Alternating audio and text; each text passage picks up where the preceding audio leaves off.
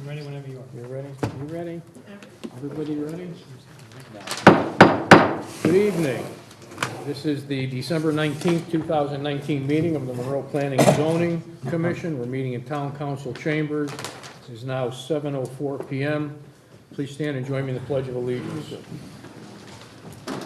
Pledge allegiance to the flag of the United States of America and to the republic for which it stands, one nation, under God, indivisible, with liberty and justice for all. And will the commission please introduce yourself, starting on my right? Dominic Panicia, alternate. Robert Westland, alternate. Bruno Maini, Commissioner. Ian Ambrosi, Commissioner. William Porter, Chairman. Michael Ryan, Vice Chairman. Will Gresta, Planning and Zoning Administrator. Rick Schultz, Town Planner. Okay, thank you. And who are we seating tonight, Will? Dominic. I'm sorry, I didn't hear you. Dominic. Dominic, you're seated in place of Ryan.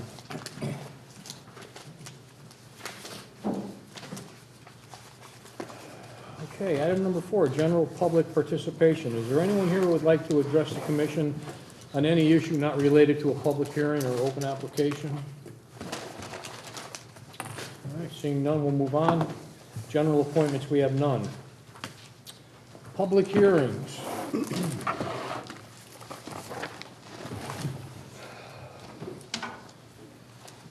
Okay, instructions for a public hearing. There are 2 sets of microphones for both public address and recording of the proceedings. Due to the need for recording, it is important to stand at the microphone at all times and speak into it loudly and clearly in order that everyone in the room can hear and to capture what is being said. Individuals speaking from the seats will not be heard and will not be recognized to speak. Order of the hearing of an application. Points of order and responses will be entertained. Exhibits will be read for the record. Applicant and/or representatives will present the application and will answer commission questions. The floor will be open to those in favor. The floor will be open to those opposed. The floor will be open to general comments or questions. The floor will be open to the applicant, who may take the opportunity for closing remarks or rebuttal, after which discussion will close. The applicant or his representatives are the final speakers. No comment shall be accepted from anyone unless recognized by the chair. All questions and comments shall be addressed to the chair, who will determine if an answer shall be provided and by whom. There shall be absolutely no discussion between speakers and audience. The commission has no intention to limit the right of any person to speak, but asks that speakers try not to be repetitive. Please try to present new information. If something has been said before, the commission would invite you to indicate your agreement with previous speakers. At no time shall there be displays of emotion such as applause, cheering, shouting, or similar noise. This is critical as this hearing is being recorded. If this happens, you will be cautioned. A vote or demonstration by a show of hands, standing by the audience, or similar action will not be recognized.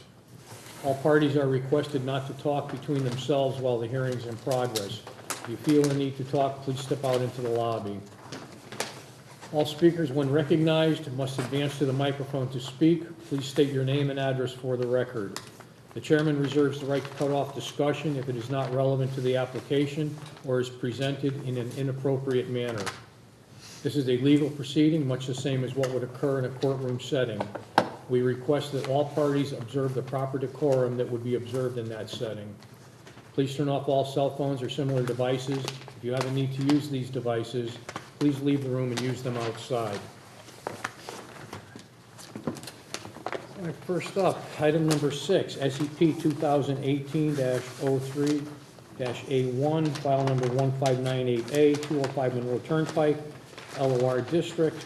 Permit approval, amendment modification application to alter previously approved development to facilitate a Panera Bread restaurant with revisions to the site plan layout of the restaurant building, its size, floor plan, and elevations, as well as changes to associated access, parking, and loading, and addition of a drive-through window, which drive-through is subject to an additional special exception permit. 205 Monroe Turnpike LLC, owner applicant. This is reconvened from our December 5th, 2019 meeting. Well, new exhibits. Exhibit 8, time extension. Exhibit 9, response to P&Z comments.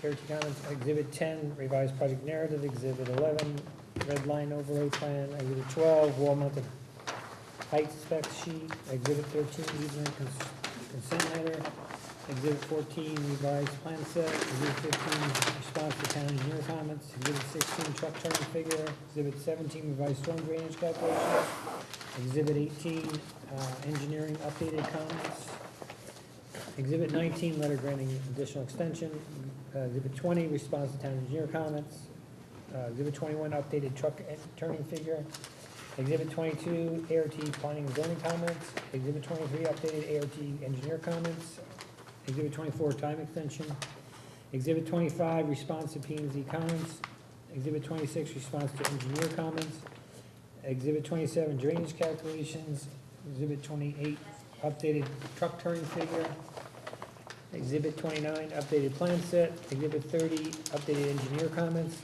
Exhibit 31, three-sheet architectural plan set, Exhibit 32, plan set, and Exhibit 33, updated ART P&Z comments, that's all.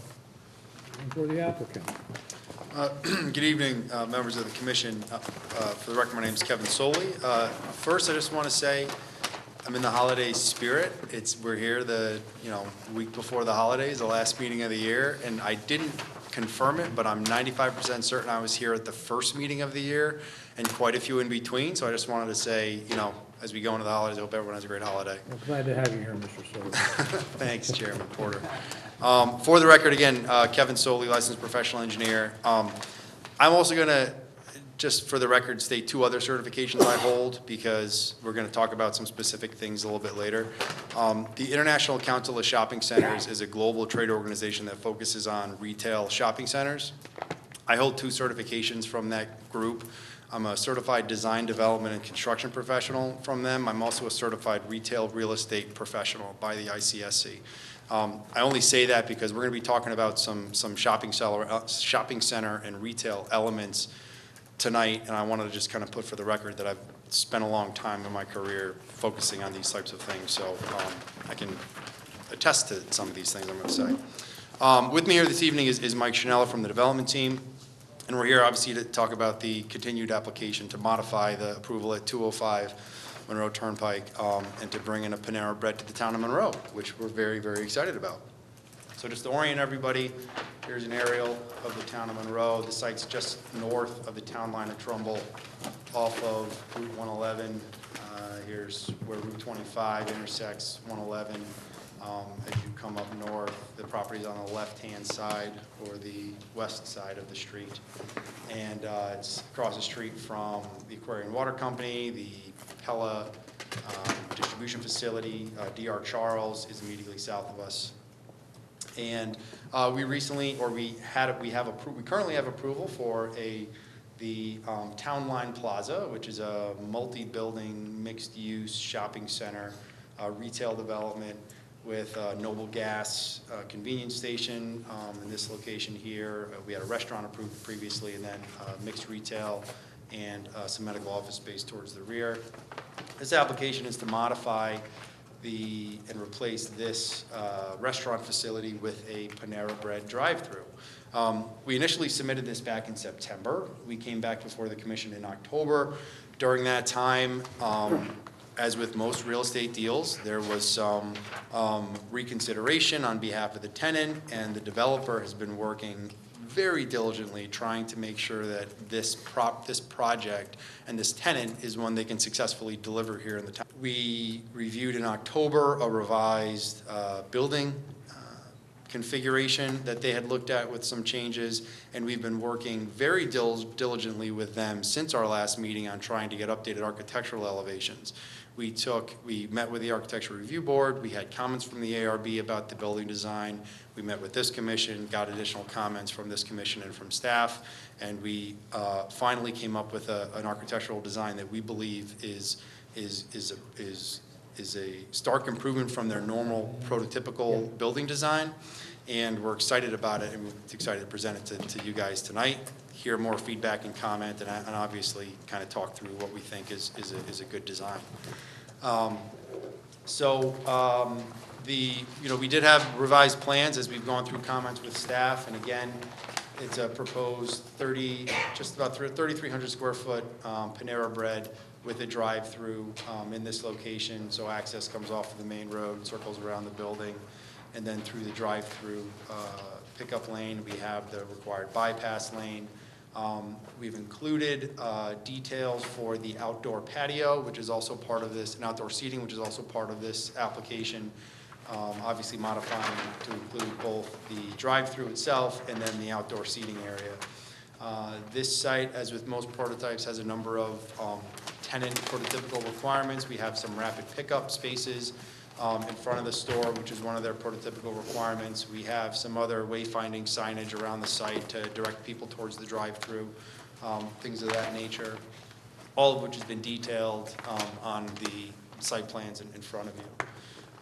We've revised our grading and drainage plan to address the changes in the site design, also be responsive to comments from town staff. I do believe there's a letter from Scott in the file which says we've substantially addressed all of his comments. I think there's one outstanding, but we can certainly work with him as part of a condition of approval to get that last one resolved. So this plan shows, obviously, our underground detention, our stormwater system is comprised of catch basins going through hydrodynamic separators for water quality measures before our underground detention system, before it gets ultimately discharged to the balance of the site. It also shows our septic system, which has been designed in accordance with the health department requirements, and additional testing for this specific user was done with the sanitarian, and that's going through the review process as well. Our landscape plan has been revised, and we feel that we have a very, very robust landscape plan with an extensive mix of deciduous trees, understory trees, ornamental trees, decorative trees, low-lying shrubs, ground cover. We have an extensive landscape plan. We've provided extensive buffers as required throughout the site and along the perimeters of the site, and we feel that our landscape plan is going to be a considerable investment on the property, and it's going to be we really do feel that the Town Line Plaza is going to be a tremendous asset to the community once it is constructed. And we're really excited about what we've designed, and we're excited to see it come to life. As we talked about at the last hearing, we have secured all of our permits from the Department of Transportation for the roadway improvements, including the installation of a new traffic signal at this location. All those permits have been secured and in hand. The bonds have been posted with the DOT. So that roadway work is ready to commence, and actually the owner has about engaged or is pretty much there with the roadway contractor to start that work. I think we may have talked about it at the last hearing, but I'll bring it up again. The applicant is looking to begin that work, the roadway only work, prior to starting with the on-site construction. And I believe that the issuance of that encroachment permit from the DOT kind of satisfies that requirement to allow that work to happen, limited to the roadway work and the traffic signal work before the full site development and site disturbance takes place. I did have a brief discussion with Rick concerning that. I'll have to follow up with him to see what has transpired on our end as far as making that or allowing that to happen. Okay, great. You also clarified you have a certificate, right? We have the certificate, yes? This triggers a ministerial revision to that? There may be one, but we have the ability to move forward with the current No, I certificate as understand. posted, but yes. That's something that doesn't take long, right? No, there's no substantive change from, It's just because it is a different type of restaurant than I think. yeah, if there's any change in footprint or square Yeah. footage or parking spaces, Okay. right. And I failed to mention, we also have a general permit from DEP for stormwater discharge during construction. A SWIP has been prepared for this and gone through that process with DEP as well, so that's also in hand. So we did provide more updated and detailed floor plans for the proposed restaurant, which also obviously details the outdoor patio and the seating. This was also on our site plan itself, but we have the collection of outdoor tables. There's some planters along here with some fencing in between those planters. I believe that's more up to date on our site plan. That's something that's going to be incorporated into the final building permit application plans for Panera. And now, architectural elevations. So this is the updated elevations. We were very conscientious and heard the concerns that came from both ARB and from this commission last time. What we proposed was their standard prototype, which is something that these national chains have and they want to have implemented because it creates brand awareness. But we went back to them and said, we need something a little bit better. We wanted something with the tower element, so what we did is we worked with them to incorporate a peaked roof over the main entrance. We've modified the signage to ensure that what we're proposing complies with the Monroe zoning regulations. So we have the internally lit Panera Bread with the drive-through component as well. Kind of obviously, we want to make sure that the patrons know that this is a store that provides that. We've removed a lot of the other elements, which really are kind of somewhat fundamental to their operations. They like to have their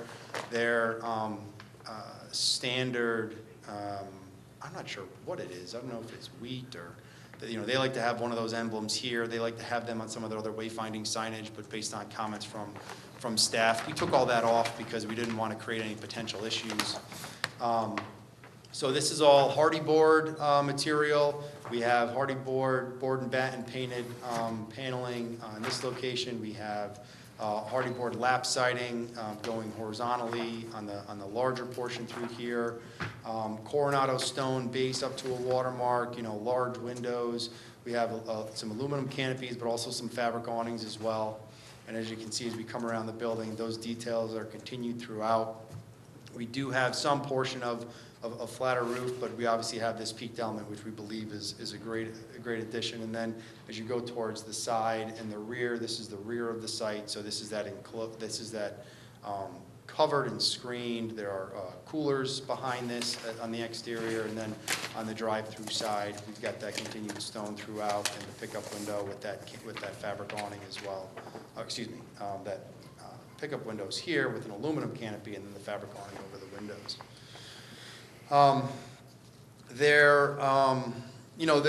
I think we've addressed all of Scott's comments. There are still some comments hanging out there from Will. We can certainly kind of go through these now. There were questions on the accessory drive-through, discussions on, go back to the site plan. Actually, this is good with all these plants on it. So we do obviously have sidewalks, and we have it clearly demarcated with a crosswalk across the drive-through lane. We do believe that meets the requirements of the regulations. The rapid pickup spaces, again, this is one of those tenant requirements. They want to make sure that they're creating something that's consistent in they're serving their customer base. So those are proposed along the front of the building, which is consistent with their national requirements, rather than relocating them somewhere else on the site. We did provide a note on the site plan for the width of the sidewalk. I don't know if it's on here. And Will, I think It's on the side, I wanted it on the, one there, if you look at the plan, but the dimension is on top of a table. Oh, And I didn't realize that Okay. before it came in, but it is 6.5 feet. Okay. So we do have 6.5 feet of sidewalk in between the curb line and the planters through here. And we also have bollards in front of all of these spaces as well. The septic system, again, as I stated, that's been reviewed with the health department, and it's currently going through that process. A number of comments on the landscaping. I think we've addressed the landscaping comments to the best of our ability. We do feel that we do have a very robust and extensive landscape plan, which we think will again be a great addition to the town.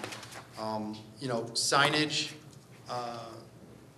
I'm not sure if Will, you were able to update the comments based on the revised elevations, which I know came in later. no, I saw that elevation. I just wanted, that's not really the detail that we would want to show compliance. I'm not saying it doesn't comply, but Yeah.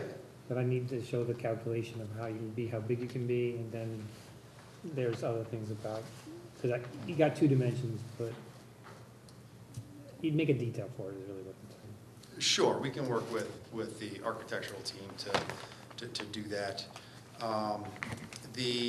We are proposing that the primary sign be internally lit. This is one of their kind of national requirements. We'd like to maintain that. And we do think that it is in character with the zoning regulations, especially in the LOR district. You know, we do have the menu board, that is something that will comply. We can provide that as part of the building permit application. They didn't have any to provide us as part of this submission, but it will certainly meet those requirements. There was a comment about a preview board not being permitted, but the preview board is something that they have a menu board here, and they have a preview board in advance of that, which really kind of, it's more of an operational thing, because it gives customers a chance to kind of peruse something before they actually get to the menu component of the transaction where the ordering happens. This is consistent with other facilities in town. The McDonald's actually has two menu boards and Yeah, but- preview boards. I spent a lot of time last night going through our current regulations. You know, McDonald's is, what, 20 years old? Well, McDonald's actually has approval for the two menu boards, which were allowed at the time that they got approval for it, and the pre-menu board they have is illegal, we've told them that many times. Well, So, anyway, Kevin, let me just continue.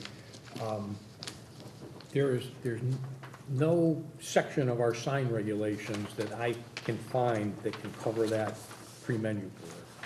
You know, I was looking for a different category that we could put it in so that we could approve it. And I can't find anywhere that we can put it. So my only recommendation is if that is an imperative part of this project, you're gonna have to look at a text amendment. Well, I think, I like to think that the preview board, the regulations are silent on preview boards, and therefore I think that the commission has some discretion to consider, and I certainly, and would be remiss to go back to either the client or the tenant and say, we're not gonna be able to do that, and also to go back and to say that we don't have to go through a process. We're at a critical junction from a real estate transaction standpoint here, where the tenant is trying to secure these approvals in order to execute a lease to actually commit to this store, so this store becomes a reality. The last thing we want to do, or we, and I would assume the commission is supportive of this from a use standpoint, would be to send a message that says, or to make a decision or an action that would potentially terminate this deal and eliminate Panera as a viable tenant for this location. And I can't stress that enough, that is a very real possibility. As I stated, when we first made our application in September, before that first hearing, this deal was no longer an active deal in Panera's mind. And it took a considerable amount of focus and dedication and investment and commitment by the applicant to make concessions to that deal, to essentially take a loss on this portion of the project, to create a driver, to have a vital shopping center and a vibrant shopping center. And a lot of the cost components come into play with that. And so that not only takes into consideration the architectural design, but also other components. And some of these requirements are such that if these elements cannot be approved, then there very well may not be a Panera Bread. There very likely won't be a Panera Bread coming to the town of Monroe.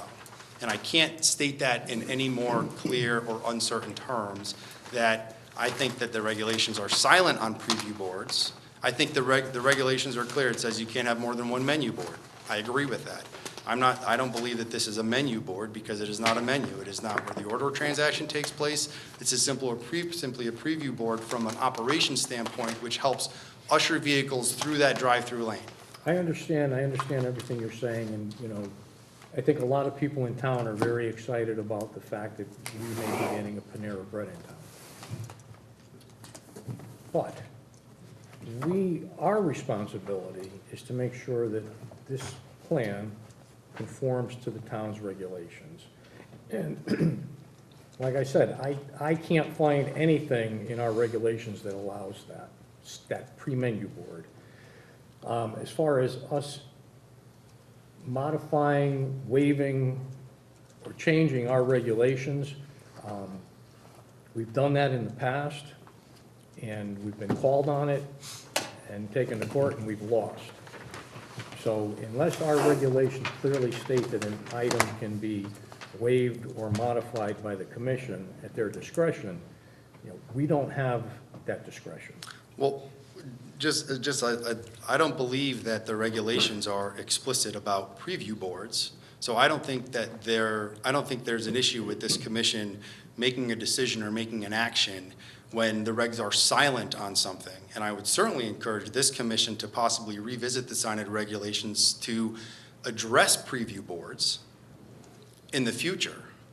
And while I'm not asking this commission to waive anything or to vary anything in the regulations, I'm simply looking at, based on my interpretation of the regulations, the signage component of the regulations are silent on preview boards. They do not talk about preview boards. They talk about menu boards, but they don't talk about preview boards. And while this, while yes, there's always the potential for a challenge, and this commission has been challenged, and it has created Connecticut case law based on a McDonald's which was never constructed on Route 25. However, that happens when an application is challenged. That happens when an application has opposition, or when a decision by the commission is challenged by someone who wants to appeal that decision. And I'm certainly excited to open this up to public discussion to see if there's anyone here who has a problem with this application or a positive or negative feedback on the application. But I don't believe that this commission would be acting imprudently or illegally if they were to look at their regulations and the body of the regulations and say the signage regs are silent on preview boards. Right, but our regulations are also very clear. Right in the beginning, it says that the way our regulations are written, if our regulations are written such that we allow things to take place, and if it's not specifically allowed through our regulations, then it's not allowed. So we don't say anywhere in our regulations, preview boards. So going by the way our regulations are formatted, that means there are no pre-menu boards. Well, I mean, Not to belabor certainly, the issue, but the sign regulations themselves actually say that as well. They say all signs not specifically permitted are prohibited. well, I certainly think that the beauty of commissions and bodies like this, that they're comprised of multiple members. And I think maybe during, ongoing discussion, maybe other commission members have other opinions on these as well. You're absolutely correct. So let's not belabor one little sign issue. Let's, continue with the rest of the, Yeah, I'd be happy to do that. So I think that was the last signage component that Will had. And the next comment had to do with kind of building character and design. I didn't include it in my presentation, but Will did have, he provided an architectural elevation for a building in Sturbridge, Massachusetts. That's a multi-tenanted building that has a different architectural design, and Panera Bread happens to be one tenant at the end of a larger development. And he looked at that as saying that had different kind of character than what we've proposed from a prototype standpoint. And Will's correct. And oftentimes when national tenants are going into multi-tenanted buildings, they're not going to have the same kind of control over what those architectural features look like when they're just one piece of a larger site. Panera Bread is rolling out these Panera Bread cafes, which are somewhat new. There's one in Ansonia, if you've had an opportunity to visit, and there are more popping up throughout the state. And they're excited about this program. And what they do with these is they are focused on trying to create brand awareness and brand consistency. So a lot of architectural elements are from that brand. There was also discussion in Will's comments about the architectural design and compared it to the previously approved restaurant at the same location. So the previously approved restaurant was very comparable, and it had stonework up to a watermark at the base, windows, some canopies and awnings, and a tower element on one end, which I think is actually very consistent with our proposal. Now, Will made some comments about the design and the vertical hardy plank in this location here.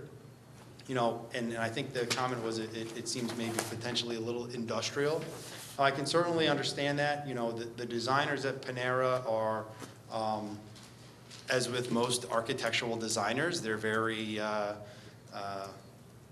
not sure what word I should use, but finicky or prideful in their designs, things like that. But so they certainly didn't think that this necessarily met those characterizations, however, but, you know, based on that, I did have some discussions, if there were concerns from a broader commission about maybe some things that we could look at to address this, to address that specific issue. So we have vertical hardy board, board and batten here, and we have horizontal hardy board lap siding. If the commission feels that this vertical component doesn't create a very positive look, we could certainly look at modifying this material to be an ephes with a similar color, or even look at doing hardy board lap siding so it would match the same horizontal installation here as it does in the larger, the green component here. So, you know, I'm very anxious to hear what else the commission thinks about the architecture, but I just wanted to at least put that out there, that I think there's some opportunity for me to at least make some concessions on behalf of the applicant and the tenant, and Would you like to get into that right now? let's do it. Dominic, we'll start with you. Talking about the architecture? Yes. Well, you said that you might give us alternate? Or no?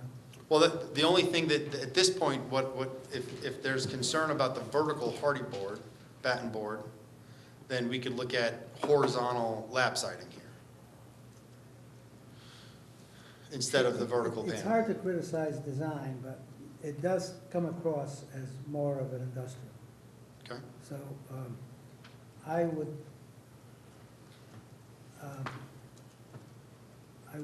like to see something else there. It's just a matter of some fine tuning. Well, as I said, we could either do an ephes material, or we could do a horizontal lap board in that location. And I can at least agree to that. But as I stated before, in terms of the tenant requirements, prototypical requirements, the financial sensitivity of this project, there are very limited things, wholesale changes that we can make and still see a successable project at this And the location. bottom portion, what kind of stone do you have there? We have it's a Coronado stone, Cape Cod gray along the base.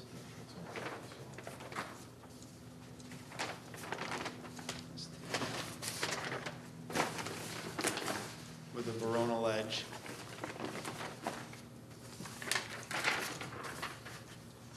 Well, your designer must have put a lot of thought into it. But to me, they sort of fight each other a little bit, but I would leave it to others, see what they think.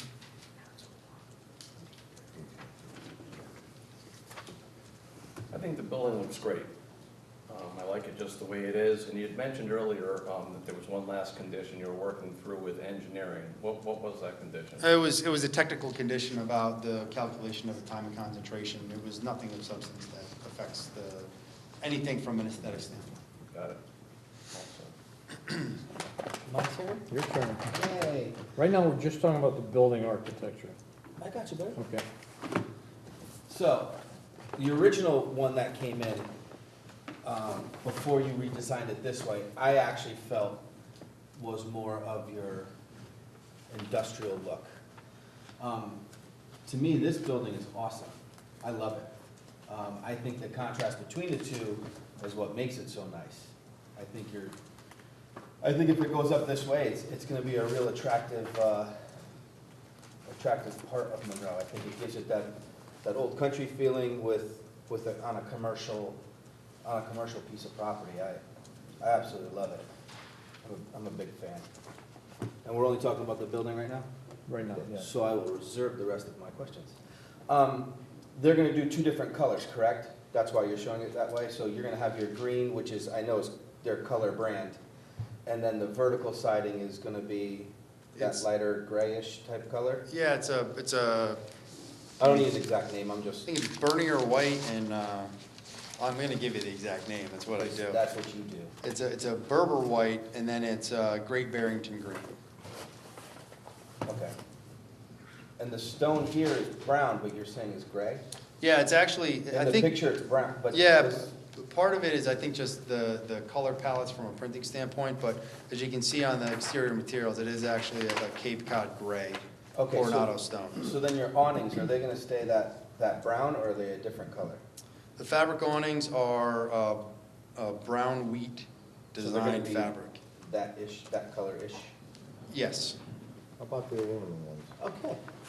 The aluminum canopies, Well, he's on the same thing, I didn't want to forget about that. I think the aluminum canopies are gonna be an aluminum, What? with a dark bronze glazing, I think. Can you just pull up a picture of the aluminum one? Like where it's, like, Oh, do you have like a side profile, or like? well, yeah, there's one here. Here's an So it's aluminum gonna be, canopy. it's gonna be flat? Yes. So let me, so Are you here's, gonna have, like- this is aluminum canopy along the front. Okay. It's flat with a support, so it cantilevers out from the building. I'm assuming you're gonna put some sort of lighting under there, or is it just to protect people from the rain and snow? Rain and snow. Yeah. There's no lighting? I don't believe there's any canopy lighting there. They do have some decorative wall-mounted sconces along the building here. And that's gonna be that dark gray? Correct. It's a very colorful building, Kevin. I'm all set, Leon. I you're can't up. take credit for it. Leon? Yeah. I'm all set. All right, so what two other designs did you say that you want to use on the I- park? I think, I probably jumped ahead and offered that before I should have, but if the commission has issues with the vertical hardy board and batten, vertical component here, they can make a change, or I can agree to a change of doing the lap siding horizontally. So this actually is horizontal lap siding. right, And I'd if, rather see you do that. So it'll make it a little bit. okay, And then on the, so the lumen they're just square, you know, yes. awnings on them or nothing like that. For these are square, that's correct. That has some, as you can see, this would see one here. You can see it, like, it's hard to see, but this is one of the fabric awnings. That has an awning on it? Excuse me, just a fabric, yeah, there's a fabric awning. There's the aluminum. There's these aluminum canopies, but there's also fabric awnings over some of the windows as well. So this You is, don't think that you put an awning on the front? no, they want to do the aluminum canopies. One of the things we went back to them with was, we need to make this look as New England as we can. We said, let's look at fabric awnings, let's look at things like that. And their internal team said, we need to maintain some of our character in order to keep this a Panera Bread, and they wanted to maintain those aluminum canopies in the locations that they kept them.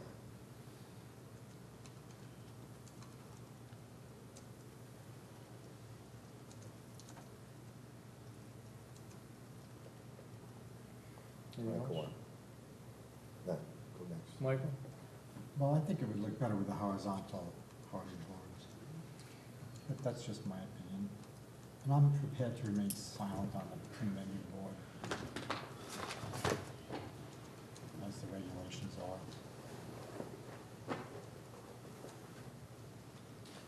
That's it? That's it. I also am not entirely in favor of the board and batten. I think from a distance, it looks too much like corrugated siding.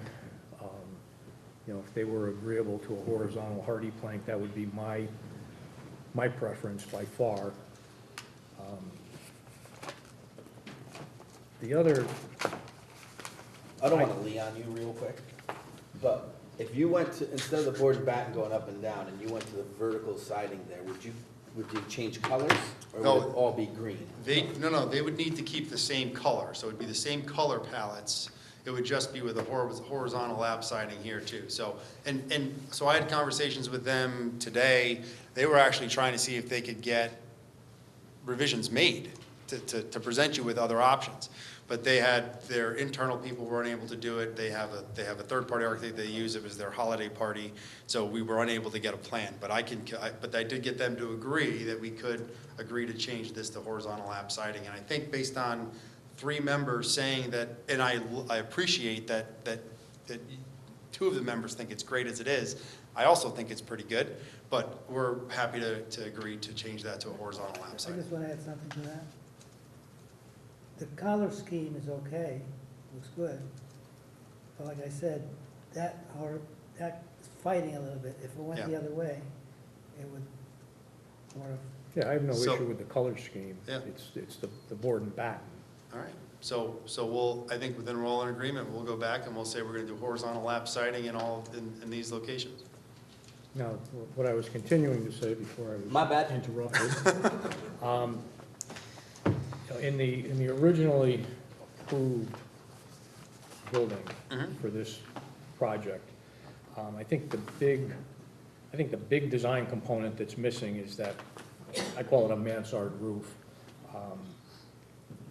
But, having some other angled component in the architecture other than just the square box building, I think is important.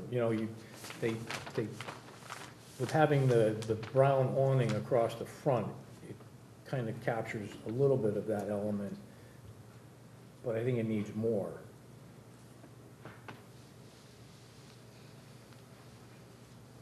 If you, well, do you have those other pictures available? I just want to run through a number of projects that have been approved in the last 7 or 8 years.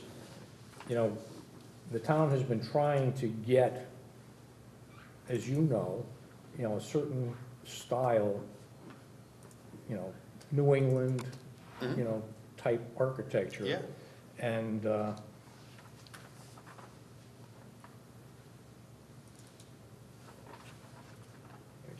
just run through them, Will. These are like the last 20 or 25 commercial projects that took place or happened in town. Yeah.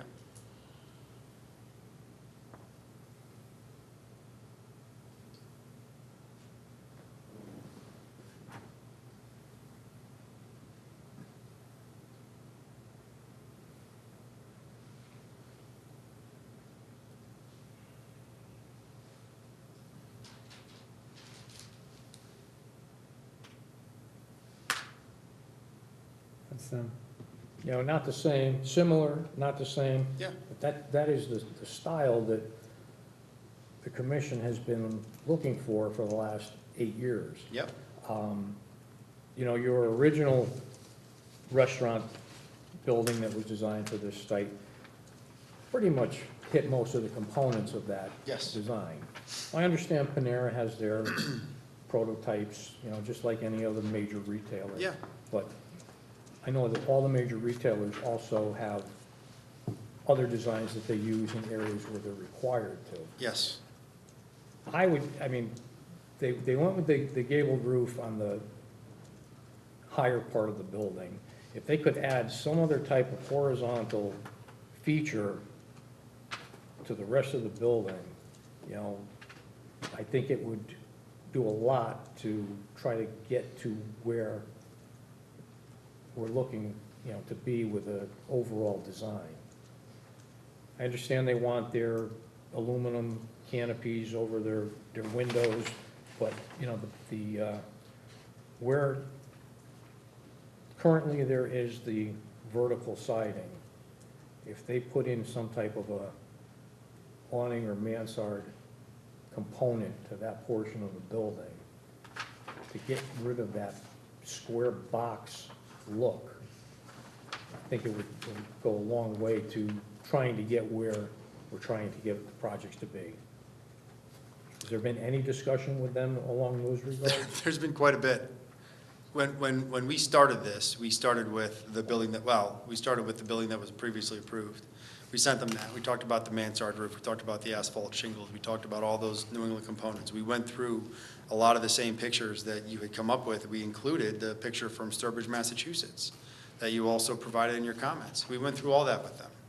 We said, these are some of the requirements that this community wants to see. And this is what they came back with. And this is what they're willing to live with, to come to the town of Monroe. I wish I could tell you a different story. I wish I could tell you that there was a different way we could do this, but this is the response and this is the feedback that we got from this tenant. So, you're still on. No, go ahead. On the signage that you're gonna put on the front of that, that's lit from the inside. It is. Well, why would you be able to change the signage and put some lights on the top of it that angle down onto it? Gooseneck. Yeah, gooseneck lighting, would you be able to do that? Because I've seen buildings that they did that, and that looks fantastic, and that's not adding anything more to it than just sprucing up the front of it. Would they be able to do that? Again, this is what they Did you came discuss back that with. them, or Did anybody discuss that with them? We rediscussed Will's comments. We went through, point by point, the planner's comments, and we talked through a lot of these comments. We talked through the ones that were deal killers for them. No, that's what We I'm walked saying. through those. Do you think that's a deal killer for them if you put a different kind of lighting on there, to light instead of internal? Well, I don't think there's anything in the regulations that preclude or prohibit internally lit No, building I'm not signage. And in asking fact, you. I think if we were to go back to Will's proposals, internally lit signage. No, I'm just A lot of saying these if have you put- internally lit signage. I believe in the Goodwill's internally lit. So, you know, the examples provided show a lot of internally lit signage. I agree with you. Listen, we have a unique opportunity to create something good and vibrant at the gateway to the community. We've talked about this for many years. We've talked about this property for many years. 2014. The owner has been diligently working towards trying to get this property developed. And the fact now that we've got a national brand with the following of a Panera Bread looking to bring a drive-through to the town of Monroe so that you don't have to go to McDonald's as the only other option in the community, I think that's tremendous. I'm excited as a resident that we have this opportunity to create this in our community. I just want to add, I don't think, as I'm hearing the rest of the commissioner, they want to design the building. I think they just want to fine tune little things here and there to make it more of our town. I completely understand, and I hear you. And I wish that Panera forecasted better sales. I wish that the land was cheaper. I wish it was cheaper to construct. But when you start to add all of these different things, you know, real estate deals are based on financial transactions. And at the end of the day, it pencils out or it doesn't. Gotcha. And as I've told you, this is a catalyst to get the balance of the site constructed.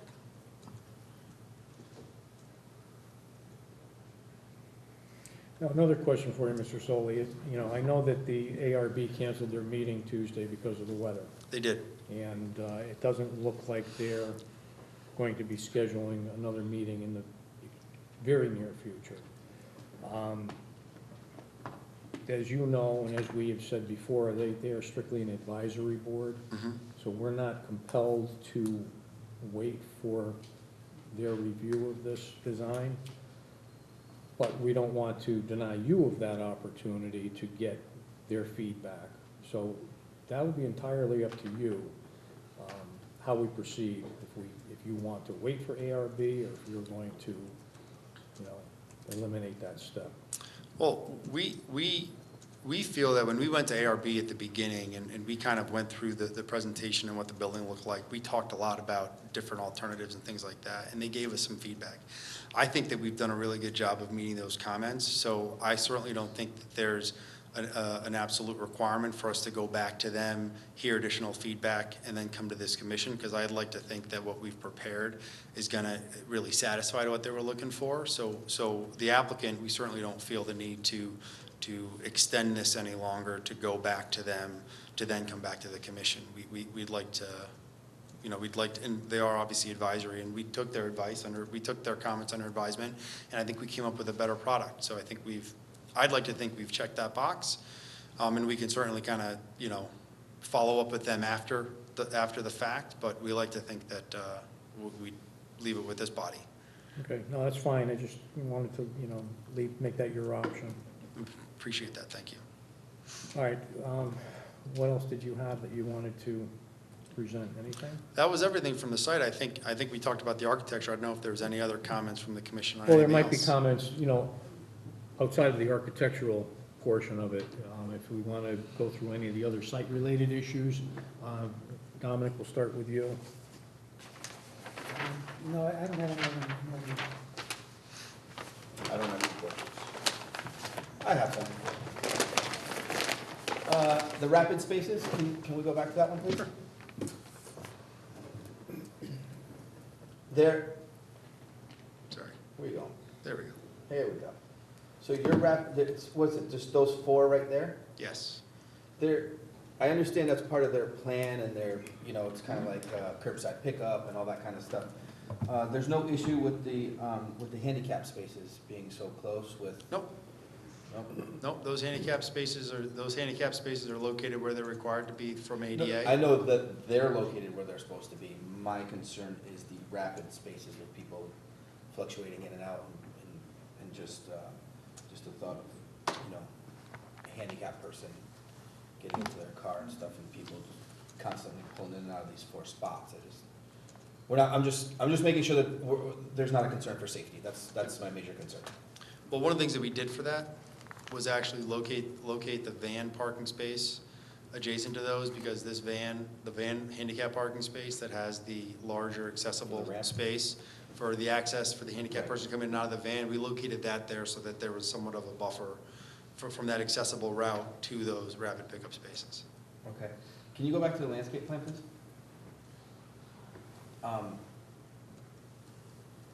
I'm assuming there's so much landscaping here, so much, because we've asked you for that, Yes. and Panera or the builder is okay with that? The builder would have welcomed a lesser requirement. That is part of the financial component. So when the town is looking to create these opportunities, when the landscaping requirements get to a point where there's a financial strain on the project, that prevents other architectural improvements from happening. So that may be something this commission may want to consider in future applications. Caution that there's not, that plan is well landscaped, it's not over landscaped, it's not more than is needed. No, just from a person that knows nothing about landscaping, and I look at this plan, it looks like a nursery to me. The landscaping is actually what ties together developments and actually makes them economically better. No, I understand it breaks them up, What is it? It's the lack of landscaping that makes a center not very attractive, makes a center not very welcoming. Mr. Miami, Mike Chanella, the owner of the project. I've been doing this for 35 years, and retail breeds on visibility and parking. Those are the two big things with retail. There is so much landscaping on this site that you can barely see the building when it's all said and done. It's so over-landscaped, it's incredible. It's every time there's an inch of space, we'll add another plant or another tree. So it's very over-landscaped. There's no question about it. However, it's Panera Bread. We'd like to bring them to town. We'd like to get the tenant. I've carried the land for 6 years. I think it's about time we do something with it. So with that being said, So when Panera saw this landscape plan, they were okay with it? not at all. Not at all, but So Panera didn't even like the no, landscape plan? not They at thought it all. was, Not at all. Way over landscaped. The entire parcel is way over landscaped. But at this particular stage, we agreed we'd do it, and we're going to do it. and if everything goes through, Panera's okay with the landscaping as, Yes, if they could put their building there, they could get their menu board, their preview board, they're okay to go ahead with oh, this. good, I'm glad you brought up the preview board. Okay. I understand that we're gonna talk semantics here tonight about how it's not allowed, not allowed. Kevin, Mr. Solly says it's allowed, we say it's not. I unfortunately,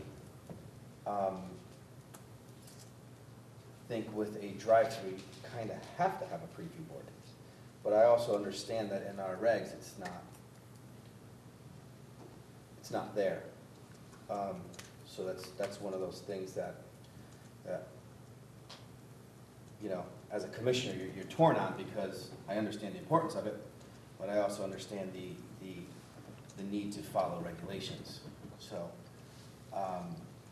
we need to discuss that, and I do think it's important to have it there, but I also don't know how to go about it without everyone's help to allow that. Regulation subcommittee. Regulation subcommittee, what it is.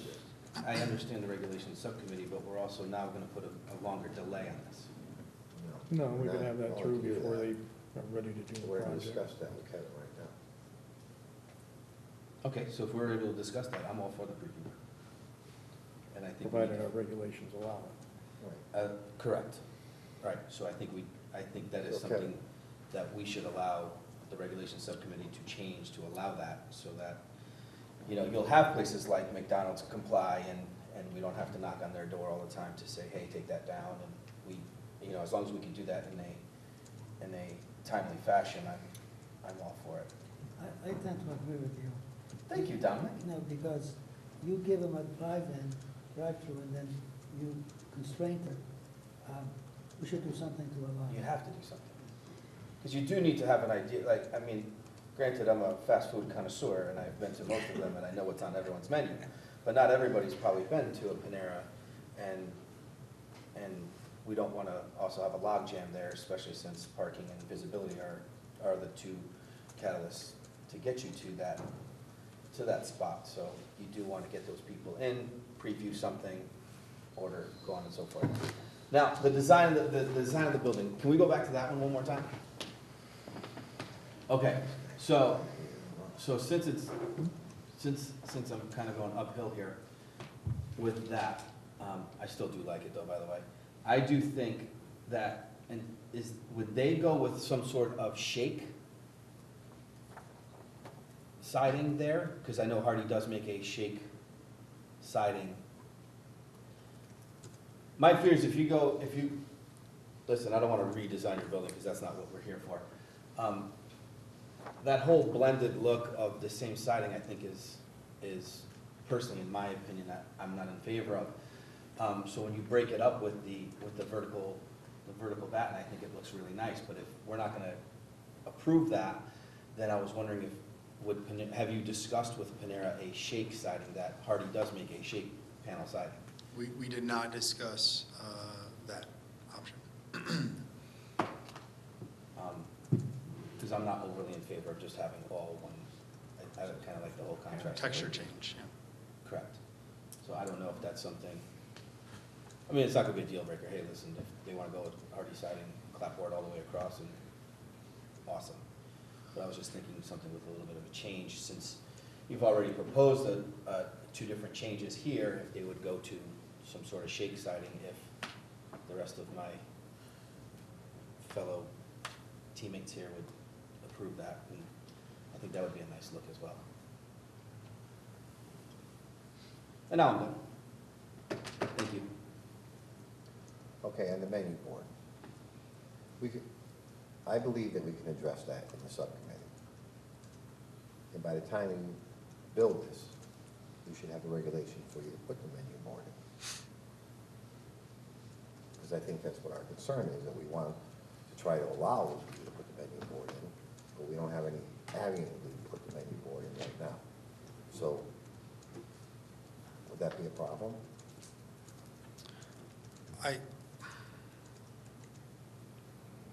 I can't answer that right now. All I can tell you is that if they don't have it, it's a deal killer. That's all I can tell you. Well, what we're telling you, Mr. Solly, is that our current regulations don't allow it, but none of us are opposed to it, but we understand that our regulations don't currently allow it. Well, I think- So we're asking you to grant us the opportunity to modify our regulations so we can then have an avenue to grant you the pre-menu board that you're asking for.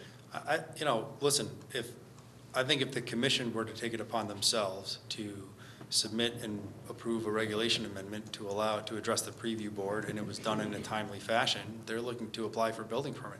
The lease wanted them to deliver this store in the first quarter of 2020. That's obviously an impossibility, but that's how serious they are about this project. And if we go back and we tell them that they're not going to be able to apply for a building permit with the preview board for several months, however long it may take, if the commission were to come back and say, we had to make an application for a regulation amendment and go through a process, it would, I'm just saying, let me just finish, I'm just saying. I didn't if say the you have to initiate it. I'm just saying, if the commission were to say that, that would take us 4 months at the earliest to get something approved, because that's unfortunately how long it takes to process things. If this commission were to act in a way and have an approval, in the next 2 months, that would be tremendous. But these guys want to move. These guys want to apply for building permit. They want to execute the lease. And at this point right now, they're at a place where they can't do that. I can only speak for myself. What I'm saying to you is that we are willing to do this on our own. And I believe, that's for me, and I believe that, that we'll do our own text amendment? No, right? We'll do our own. And then it won't take us that long to do that. And I think that we can get it done within 2 months. I don't think that there's gonna be a problem with that. I don't think that's gonna be a problem at all. So, I'm just putting that out Well, there. is a 2-month timeframe doable? We'd have to have a regulation in a couple of weeks, couple, 3 weeks. So I think we So can we can handle have that, that the right? next subcommittee. Yeah, Right. I mean, Kevin, we could make a couple We can get months that of a done, day. yeah. We- you know. We'll That's make what- that happen. That's one thing we can get done. I'm just telling you. Okay. Now, going back to the building, go back to that picture. Can you just, like where the Panera Bread is and stuff, can you spruce that up a little bit more? I mean, like, just a little bit more. Not asking much here. I mean, we're willing to work with you here. But I just need a little bit more colonial, just a little bit, Kevin. I mean, we're willing to work with you. Like I said, with the menu board and stuff, we're willing to do all that. That's my opinion, and I don't know about the bill or anything like that, but anything else, that's good for me. Michael? I'm good, thanks. I had just a couple of site-related questions in addition to the architectural.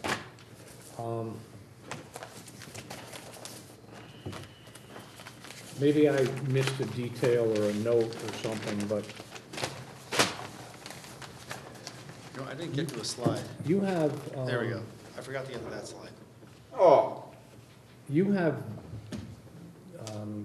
designations on the signs around the front of the building, A, B, C, D, but I can't find anything that tells me what those signs are. That was my comment too. And you have 3 different details for signposts and bollards and protective covers, and I don't know which one applies to what.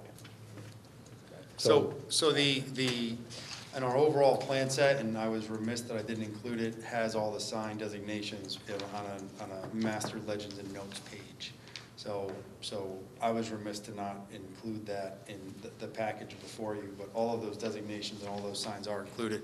And actually, I forgot to bring this up because this has some of the additional directional signage and wayfinding signage on the site. And I will say that traditionally, they would have I looked at it again, it's actually, I think it's a mother holding a loaf of bread. Yeah. Yeah. Or some wheat or something. And, yes, and they typically have that same logo on all of these signs, but based on staff comments, they removed all those, so those aren't on any of these signs. But those are some of those other wayfinding signs and Could you bring traffic up control the, signs. Site plan? 2.11, and then blow up the area with the patio and the, Let me go to this.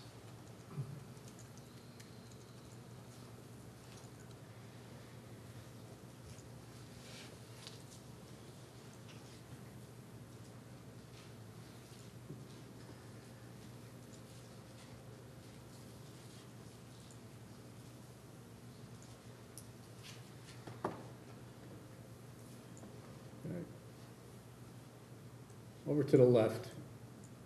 Well, this is what I was talking about, see? Yeah. Sorry about that. Right. There's a dimension there, it Yeah. says 6.5. Let's go over to the left. All right, we have A and D there. What are those? Is one a stop sign or? Yep, so this is a do not enter thank you sign. It's labeled right there. And then the A Okay. is the stop sign, yes. And that A sign is the same throughout. There was, one of Will's comments was about the crosswalk. You know, we've had discussions on other projects where, you know, if we did a paver or something, it presents an issue with snow plows. But I think as long as it's right and delineated in a way that people know it's a crosswalk, you know, that, I don't have an issue with that. Going along the parking spaces, you have a number of bollards. Which bollard detail are you using for those? So these were the standard concrete bollards. Well, are those signs also? Aren't Yes. those your pickup So signs? they're similar to a handicap sign, except it wouldn't be painted blue. All right, so you have a 6-inch Schedule 40 bollard with a sign. Where are your decorative bollard covers That's the gas station. that you detail? Those were at Noble Gas, Oh, those are just at the gas station? correct. Can't you use that same bollard cover on the signs?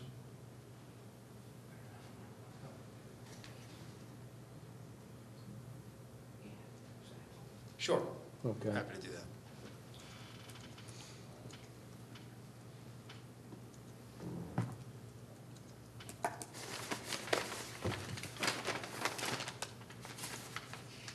So the signs on clear line.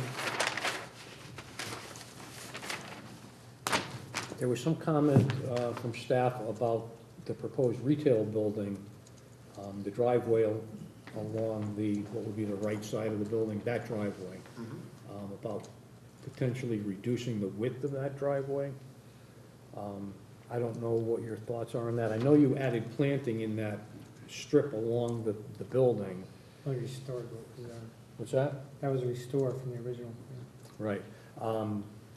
You know, if you reduced the width of that driveway, widened up that planter strip, maybe staggered what planting you're proposing for in there, it's just a thought. Yep, yeah, and we maintained the same drive aisle width that was previously approved. We didn't feel the need to reduce the width. We wanted to Well, there leave it was as it parking was. before, though, wasn't there? There was parking along the side of it. Potentially, yeah. Yeah, but we need that for circulation for, You only need it at the end of it.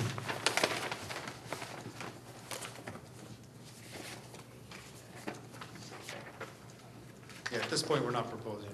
We'd like to not reduce the width. Okay.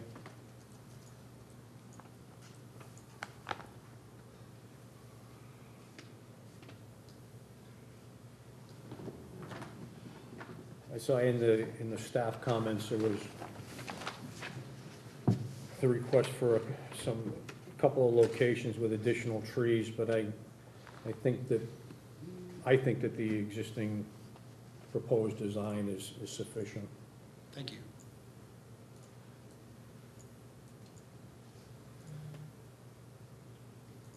There was some concern about the buffer around the septic fields. Could you just blow that area up? Sure. I know there, along the RF1 boundary line there, that I think that's a wooded area existing, isn't it? And you're putting a small amount of planting there, but then you have the wide buffer there, Correct. so. So we have a septic field. We have to locate that Right. septic field, and we're permitted within the regulations to locate that within this buffer location. And we've supplemented the additional landscaped area with additional plantings, downgrading from the leaching fields where we can plant them. We simply can't plant trees on top of leaching fields. Okay. Preview board, we've discussed.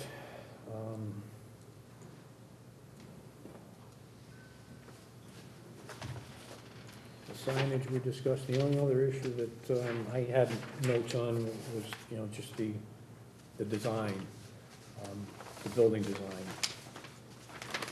Attempting to get it closer to the building that was originally approved for the site.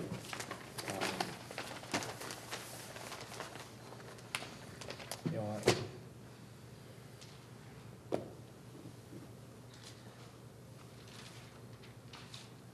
I think that the, either the mansard or some type of canopy to break up that box feature would go a long way. So I don't know what, if any, latitude you have with that decision. I know you said you could change the vertical siding to horizontal, and I would be in agreement with that, but I'd like to see just something to break that up a little bit more. Unfortunately, I don't have any latitude to commit to anything like that.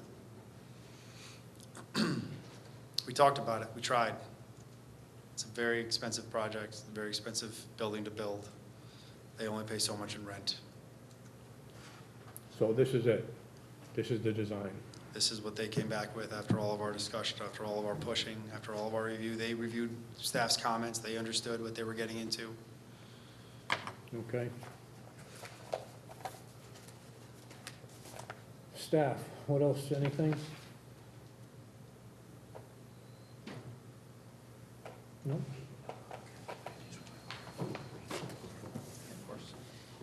Mr. Chairman, I just want to clarify one thing, because what I could do on the preview board is I'll make it a condition of the lease that if the board doesn't adopt a regulation within 60 days, then they have the right to walk from the site. So that's on my end, it's not on your end. So is that doable? Give us 75 to be safe. Rick, is 75 days doable, do you think? Just pushes out. If, I You know, keep in mind- The next 2 weeks are kind of definitely. Keep in mind, next week is Christmas. No, I agree. We're not meeting Agreed. next week. So, And but the I'm just trying to figure out how to subcommittee's hold the probably not gonna tenant. meet. Yeah, So you're right. I agree, 60 I agree. days is tight. So if for 75 days, then at the end of 75 days, if there's not a regulation, let's call it, for a preview board, then at that point, they have the Yeah. right to walk It's all from the good, so deal. I think there's a couple. See, components, right? we're trying to do two things. Yeah. We're trying to hang on to the tenant, and we're trying to, And we want to help, and we appreciate the commission's help. We really do. I think if the commission were to go adopt a reg, which would allow for them to apply for a building permit that didn't require us to come back before the commission to get a site plan modification to add a preview board, right? And I'm not sure if something like adding a preview board is something that could be dealt with administratively, or if that would be required to come back to the commission. But Would that be an administrative sign-off? or could it be dealt with as part of the building permit? Because I think that it's all going to come back to when they can apply for building permit. You could put that in the resolution. Well, let's put it this way. If it isn't in the minor site plan that they wanted, they could add. But again, That's not coming back to the board. no, I understand that. But the tenant, the owner's trying to hang on to the tenant, and the tenant wants to apply for a building permit. And the tenant can't apply for a building permit until this is in place. So the question is, when the regulation gets adopted, that's great, but if there's any additional time after that, that precludes them from applying for a building permit to construct that additional Why time. wouldn't it be simultaneous? Why wouldn't what be simultaneous?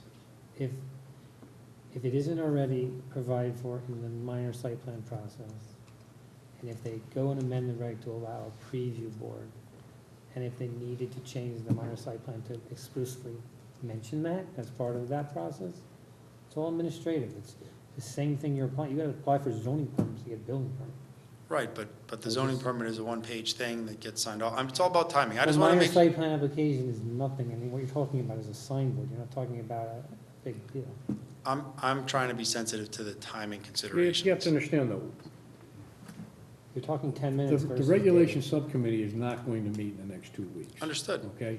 So we'll meet, and we'll come up with something. This is minor, very minor, but we still have to meet. Of course. Then we have to send it out for review. That takes how long?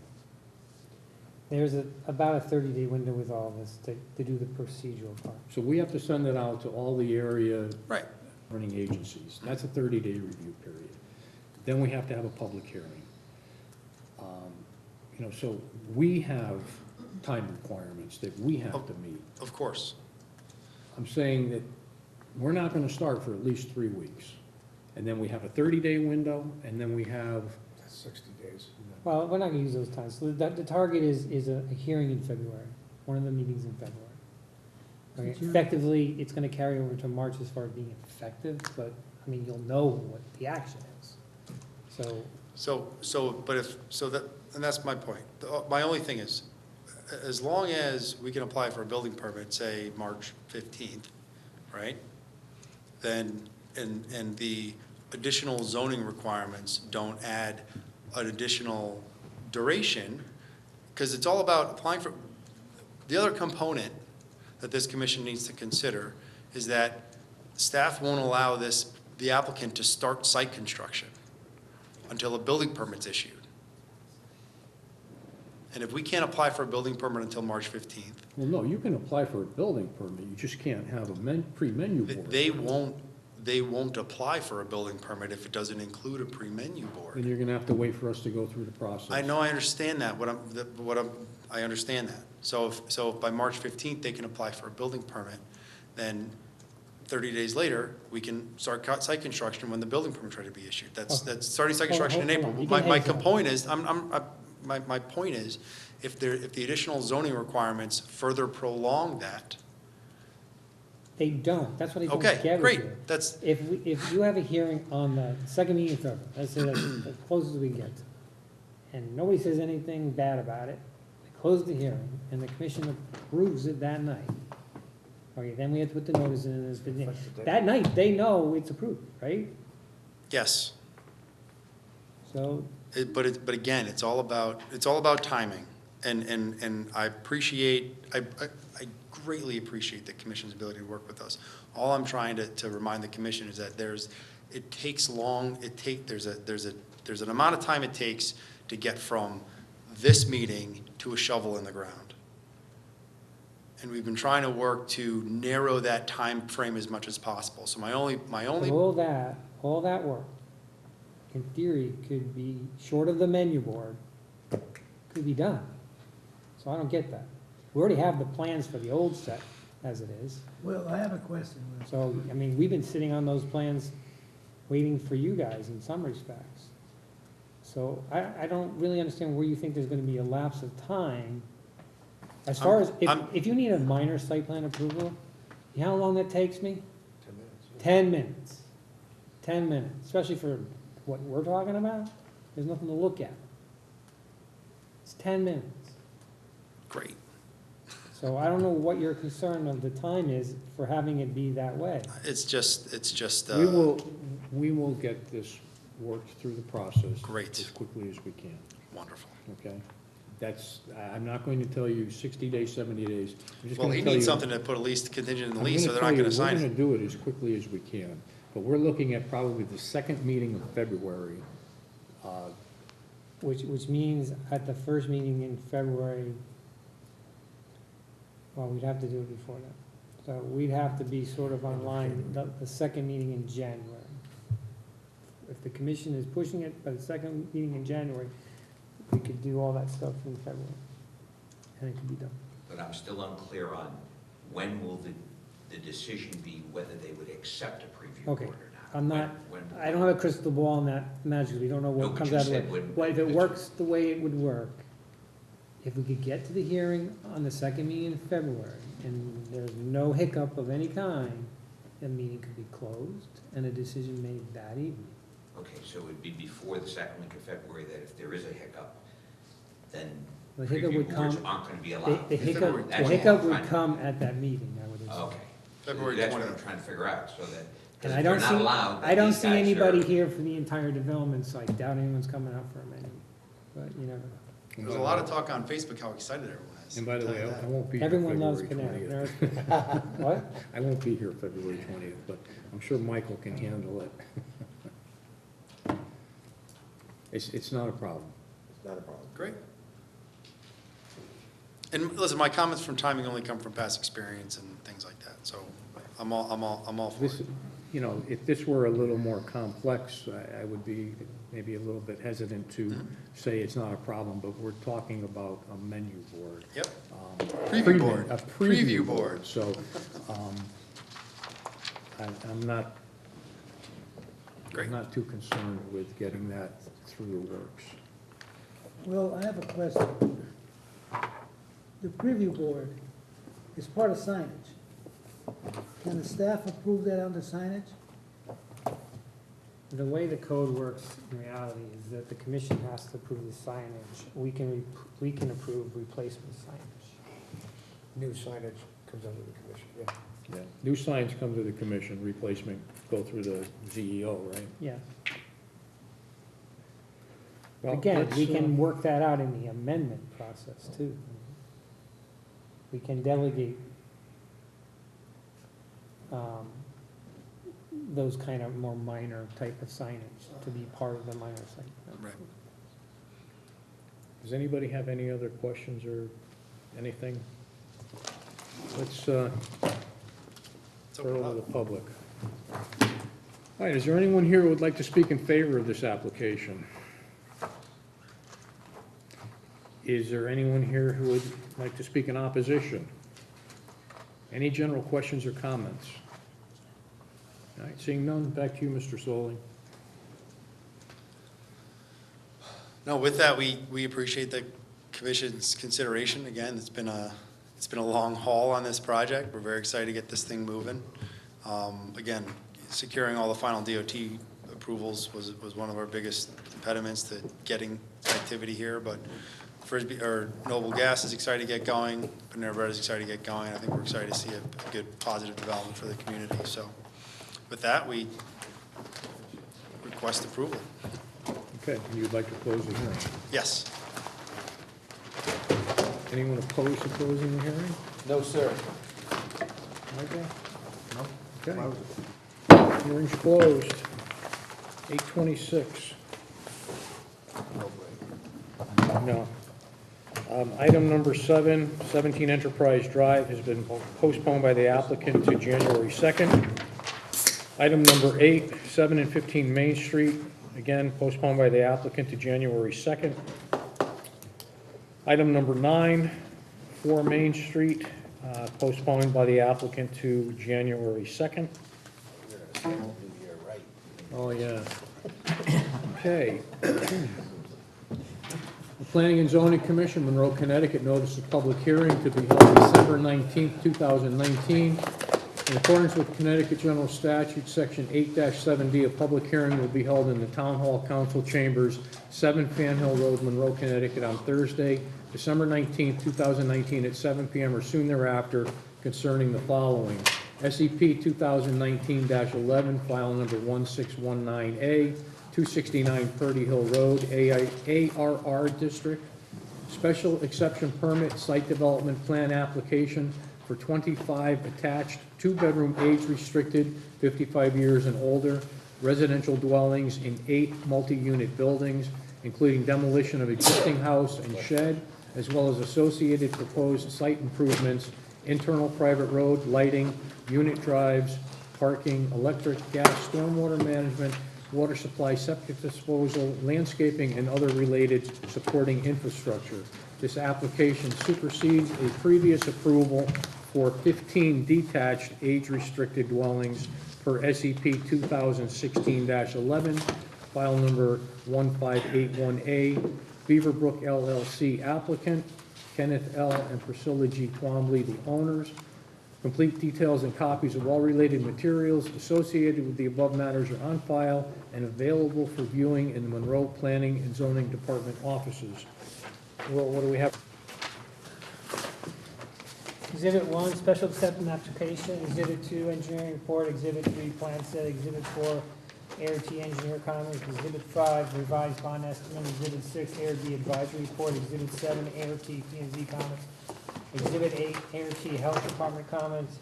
And Exhibit 9, certified mail receipts and green cards of abutting mailers. That's all. Okay, for the applicant.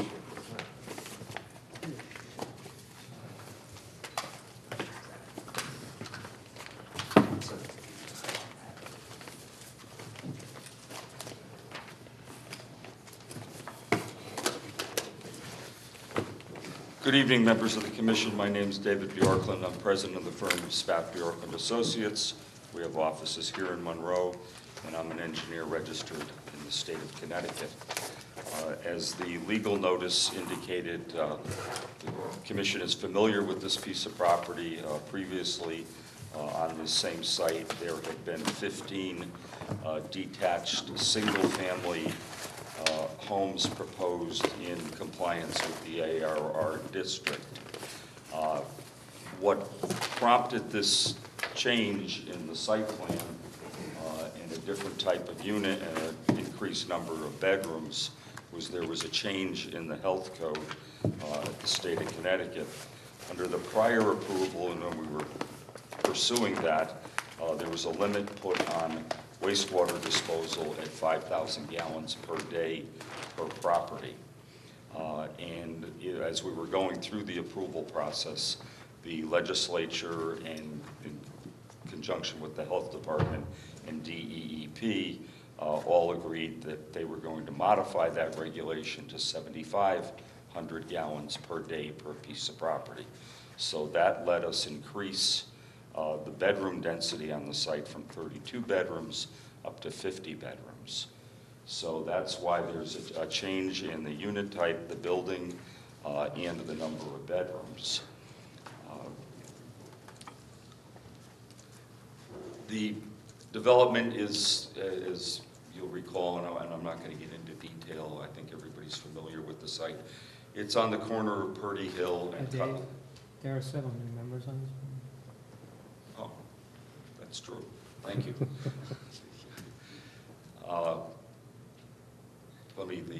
The parcel contains 10 acres. It is on the corner of Purdy Hill and Cutler's Farm. This is the piece of property that is vacant. It's been used by Ken Twombly, the owner, to raise nursery stock for at least the last 10 or 15 years, maybe longer. There is a single-family dwelling on the property right here. That house is on a raised ranch that was constructed back in the 1950s. The proposal is to construct about 1,000 feet of access road. This will be a private road that leads into the development. There are some components of this plan that are identical to the previous plan. We had always proposed to have our entrance driveway both on this project and the previous one in this location here. It's a location that provides good sight distance. We wanted to make sure that we increased our intersection and kept it as far away from the Purdy Hill Road, Cutler's Farm intersection as possible. The layout of the buildings, there are all but one building, we have 3 units in it. Pat Rose from Rose Tizo is with me this evening. He's the project architect. He'll get into the actual units and in the layout, but what we have is a combination of most of the buildings have 3 units, except for this one here. We have 4 in that building. These are all served by their own septic system. A system serves each building, and you can see these are located around the property in this fashion. As far as storm drainage goes, the previous application, the stormwater detention pond, was located here. In this development, we've moved it up here. This is a more economical site for the detention pond. However, the off-site drainage is the same. We've secured drainage easements that go down to Sheep Meadow Road and discharge into a town easement, which is at the cul-de-sac in Sheep Meadow Road.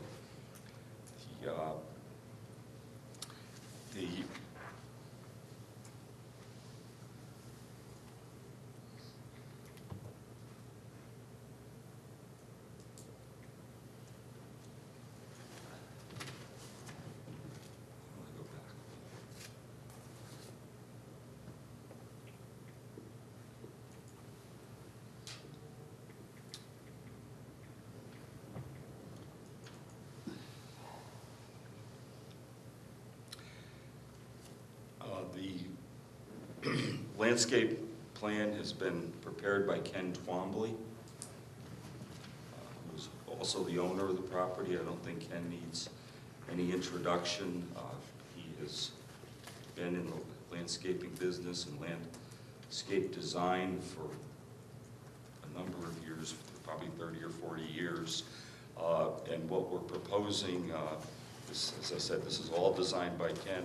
It also is going to take and use a lot of the plant materials that are currently located on site, and they're going to be used in the planting plan. We have a very heavy planting plan located along Purdy Hill Road to buffer the project. We have the same very intense landscape plan located along Cutler's Farm Road. The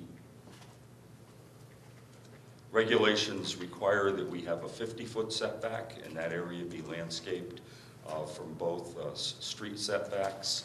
When we get to the sideline, the regulations require that the setback from the single-family residential zone moves to 100 feet. And in this area, we'll have some landscaping. We have proposed to have a detention pond here. This landscape plan was actually started a long time ago. Ken anticipated development of the property in the future, and you can see here in gray, there's an entire line of arborvitae that at this point in time create a very dense landscape screen. The trees are about 20 feet high, and you cannot see currently from this property onto these adjacent residential properties. So although we do have some septic systems located in the buffer, which we can't landscape over, we're accomplishing the intent of the buffer landscape regulation to buffer from these properties by those arborvitaes. As we move to the east side of the property, these homes here are located on Blueberry, and as you can see, there's an existing, this is all a well-wooded area of mature hardwood trees, and we're only proposing to clear to this limit here, to clear just enough to have the septic systems go in. These three homes on Blueberry, this one is the one that is nearest to the property, and that's 200 feet away from the property line here. So it's about 250 feet away from the proposed edge of the clearing. And this also contains an area of wetlands. This is all wooded. The rear of both of these properties are wooded. These two homes are 200 feet plus away from the, so I think the plan as proposed does accomplish what the regulations are looking for as far as number one, the 100-foot buffer and the landscaping within the buffer.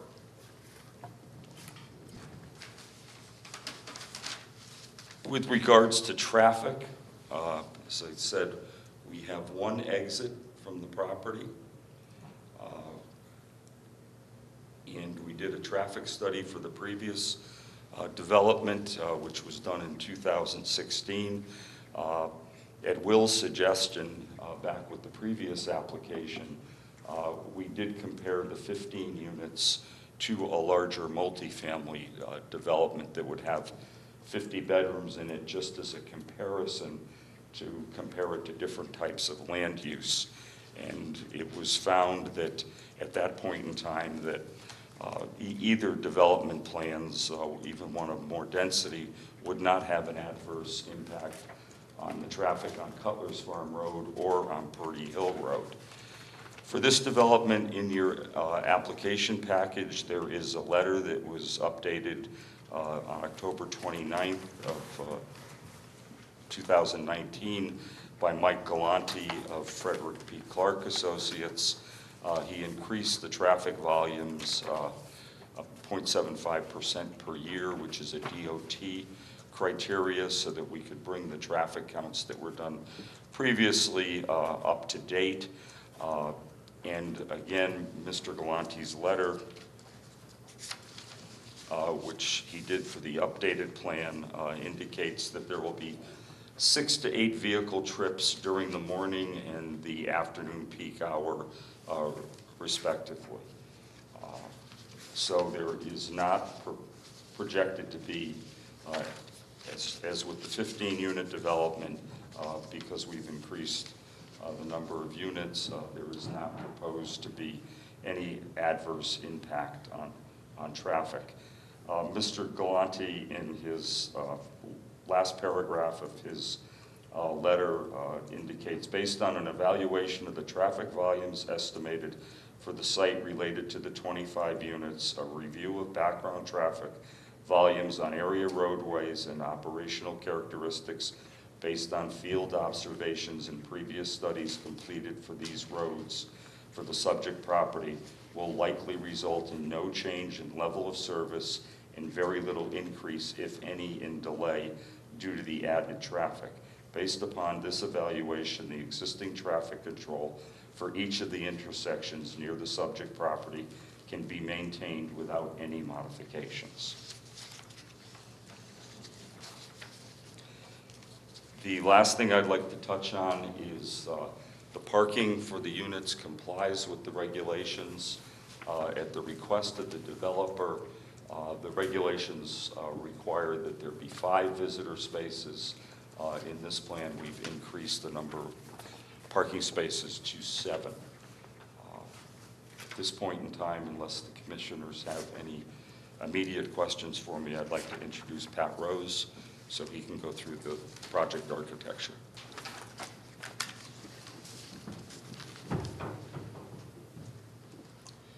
Good evening, Patrick Rose from Rose Tiso and Company, 35 Broadwood Avenue in Fairfield, project architect. Based on comments from Will, I have some revised architecturals which don't change the unit plans but show the basements and the bonus room over the garage. So I like to hand out to everybody, and then got to figure out how to show that on the Give screen. him the wall, Thank you. please. Will, can we remove this flash drive? Can I what? Can this flash drive be, Pat has the plans, Yeah, the revised plans on the flash drive. hold on.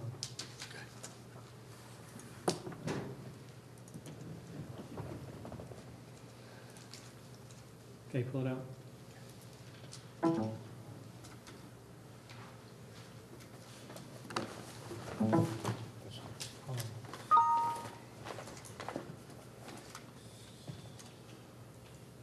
6.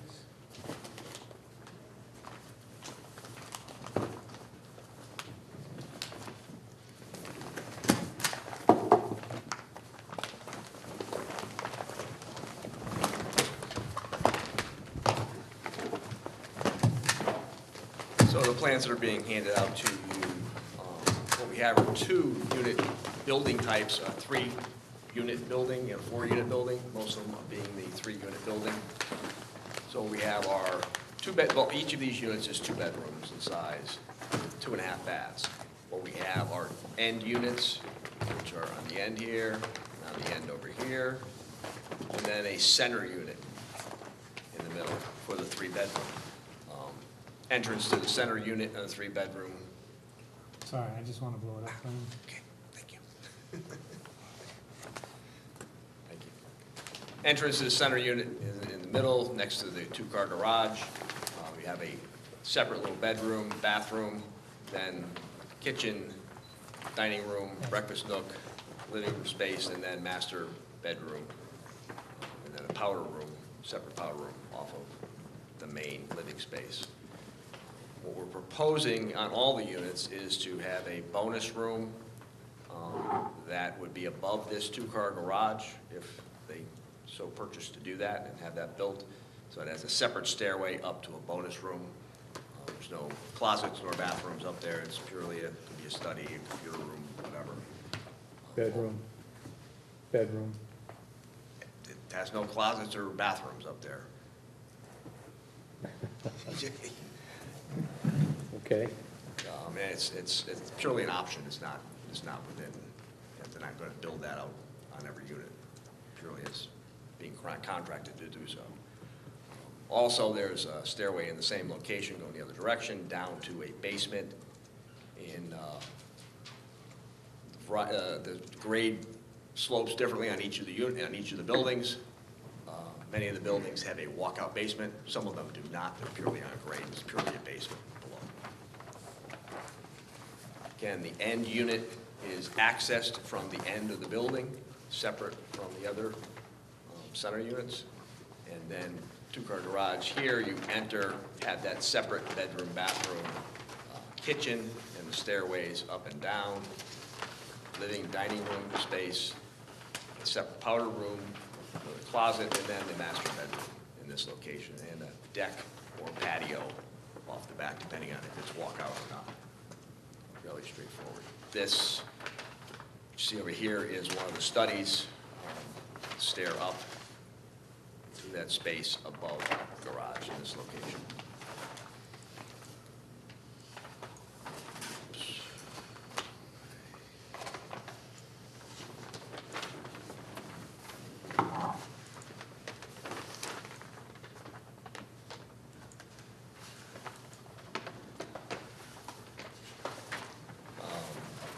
Basement space, accessed by the kitchen, these being walkouts, door out and windows in this basement space, excavated with garages. Let's go to the unit.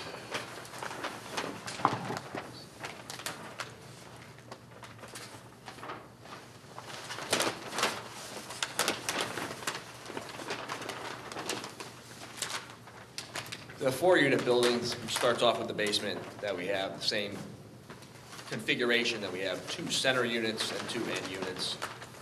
With the basement, 3 of these actually are walkouts, and 1 is a full basement within that location, just because of the grade, the way it works.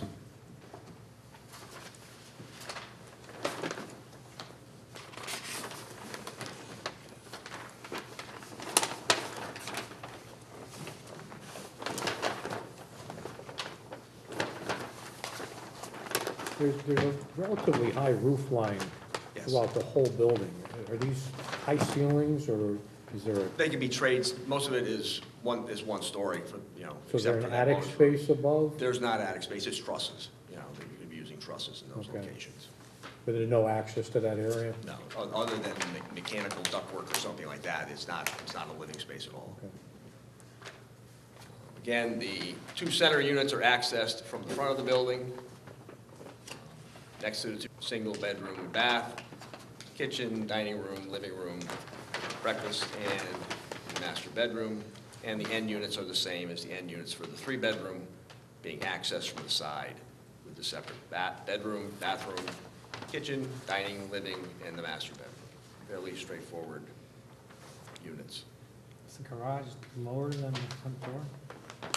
Garage lower than the front door. The garage is, yes, there's So what's in front of the front door? Is that just a landing or? It's just a there's- landing. It's not steps?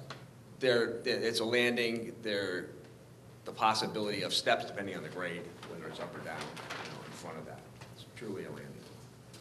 No, I get that, just from what I see, it looks like the front door is 2 steps higher than the garage.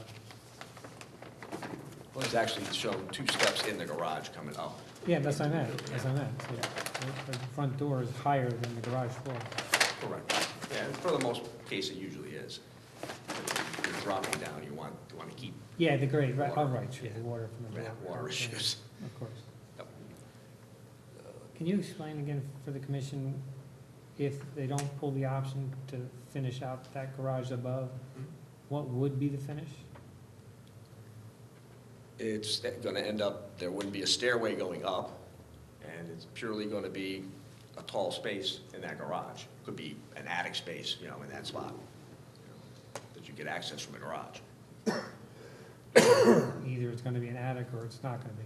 Or it's going to be a stairway. So there's 3 up. options, There's 2. nothing, No, garage, there's 2 attic, options. or finish? There's going to be trusses anyway, so you can create some storage space in those trusses. You can access it from the garage. Oh, yeah. Wouldn't have a separate stair to get to it, just have an attic pop up for an attic.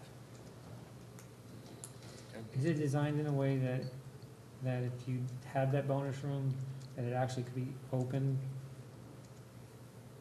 to the To staircase? over the top of this or Yeah, something? so that there's no real wall? The Other than only staircase? real way you could do, I mean, they can only get to the kitchen really here, because it's, you know, you got these are enclosed rooms beyond that. In this unit, I suppose you have that. If this was a tall space, you have to be a pretty tall space in order for you to be able to see from a platform across that. Yeah, I know what you mean. You know? I was just trying to figure It's out not, ways I don't believe we're to not intending. make it so easy to be a bedroom.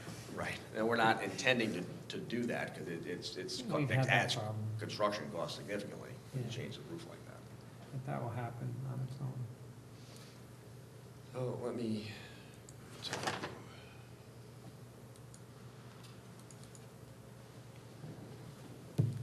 Elevations for the buildings, it's fairly straightforward. Colonial design, get there.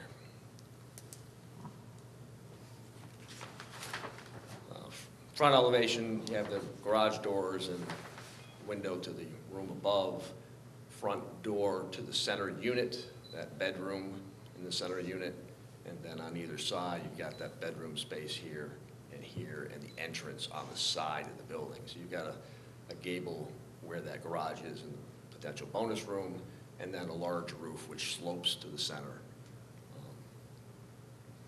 of the building. Let's move over to the side elevation on that building is that the side entrance. You've got two gables and then a large cricket that comes back down to that gable over the bedroom, and then the master bedroom in that location. So it's, I mean, I'm sorry, the bedroom and master bedrooms in this location, and the deck in the back. This one happens to be, the building does not have a walkout.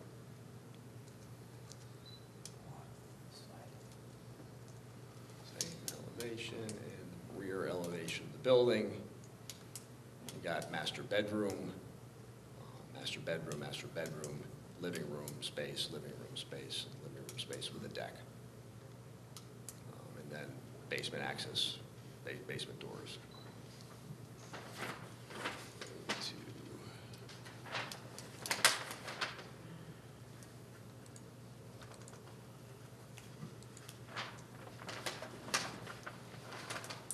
This being the building with the walkouts, front elevations the same, side elevations are essentially, you know, the same. What you have is a grade dropping down. This becomes a deck with a door and a window to a basement space on all three of these units.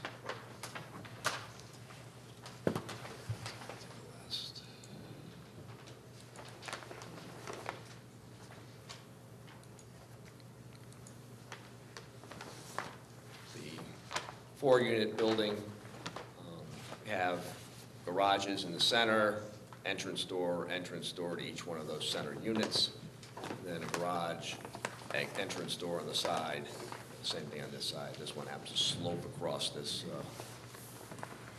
building, you know, fairly significantly with the grade. The materials that we've used are, you know, some vinyl siding, vinyl windows, white, and then the roofing will be fiberglass asphalt shingles in a gray.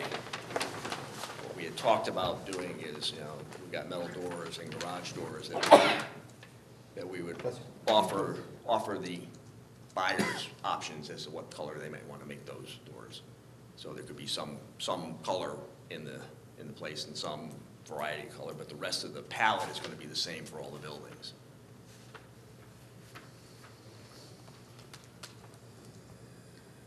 And that's white? Yes, yes. So what you have in the back of this four-unit building is this first unit, higher unit, is actually a full basement. The other three are a walkout in different locations with a deck above at the living room.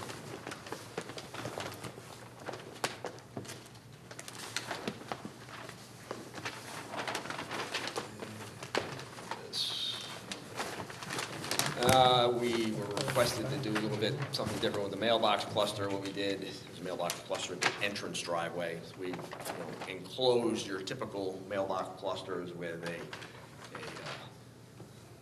gable with, a large roof over that cantilevers out, and it's enclosed with the same siding and trim that would be on the buildings, to give somebody a little protection when they pick up their mail.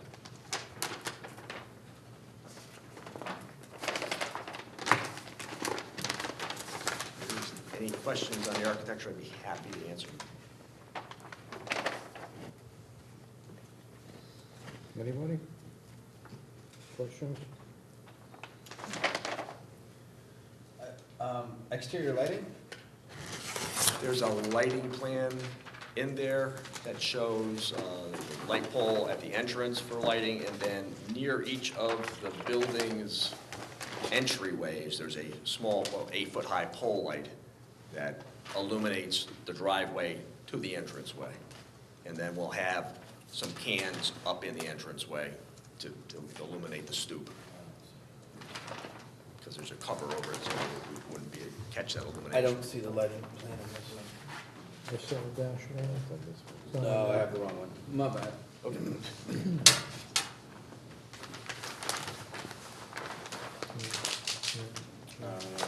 So the lamp post on each side, and then there's lights under the door,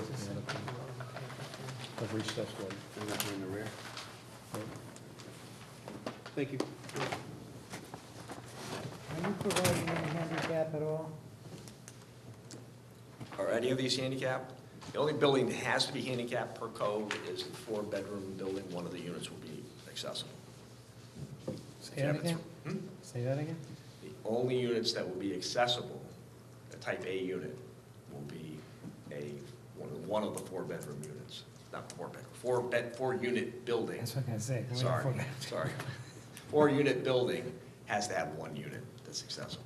So you're only going to provide one unit, Correct. and that's handicap accessibility from the exterior and also kitchens and all that? Right, it's all on one level. It's a matter of adjusting the entranceway so that it's on grade completely. There's no Since people could buy if they wanted to, right?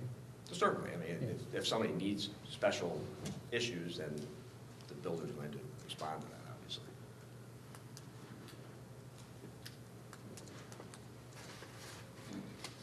You're up.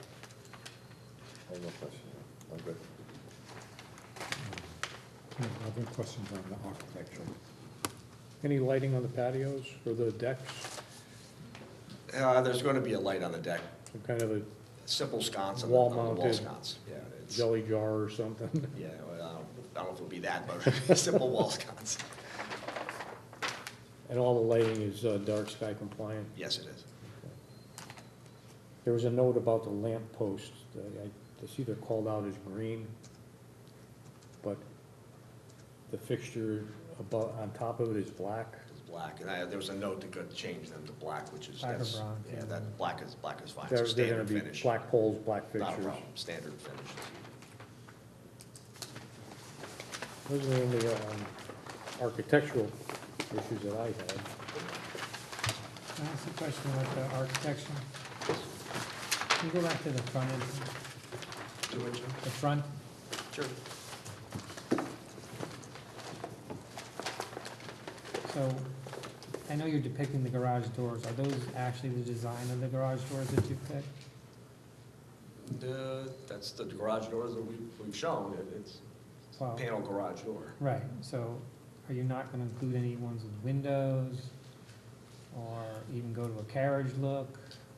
Something to de-emphasize them? Because that look kind of makes them so, I mean, there's so much garage door in front of this building. Could look at a different style of garage door, could introduce some windows within it. I mean, that's up to the commission that you want, but you see a lot of garage door. There's some more elements like a carriage door, or a little hardware as in windows that could lighten, could break it up, break it down a little bit, make it a little more homey. Yeah, I mean, I don't know if the carriage door is necessarily gonna work with the style myself, but you certainly can change the style of the door. Make it break it down a little less. Yeah, I like it better without the windows and the doors. Okay. Everybody's got, I mean- it's like beauty, right? You could have 6 different opinions here. I mean, it's just, my point was, it's whole garage door. Right. Would have been better if the garages could have been side, I know you can't do it on this site, the side loaded and have the doors in the front. Anybody else with architectural questions? No, sir. Okay.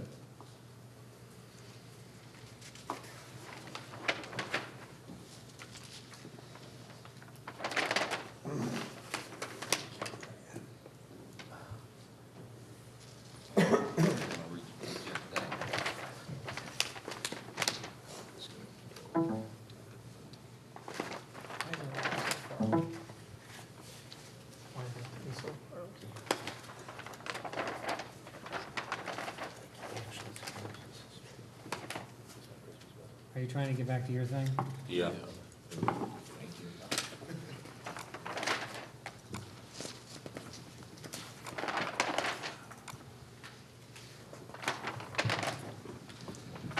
Gosh.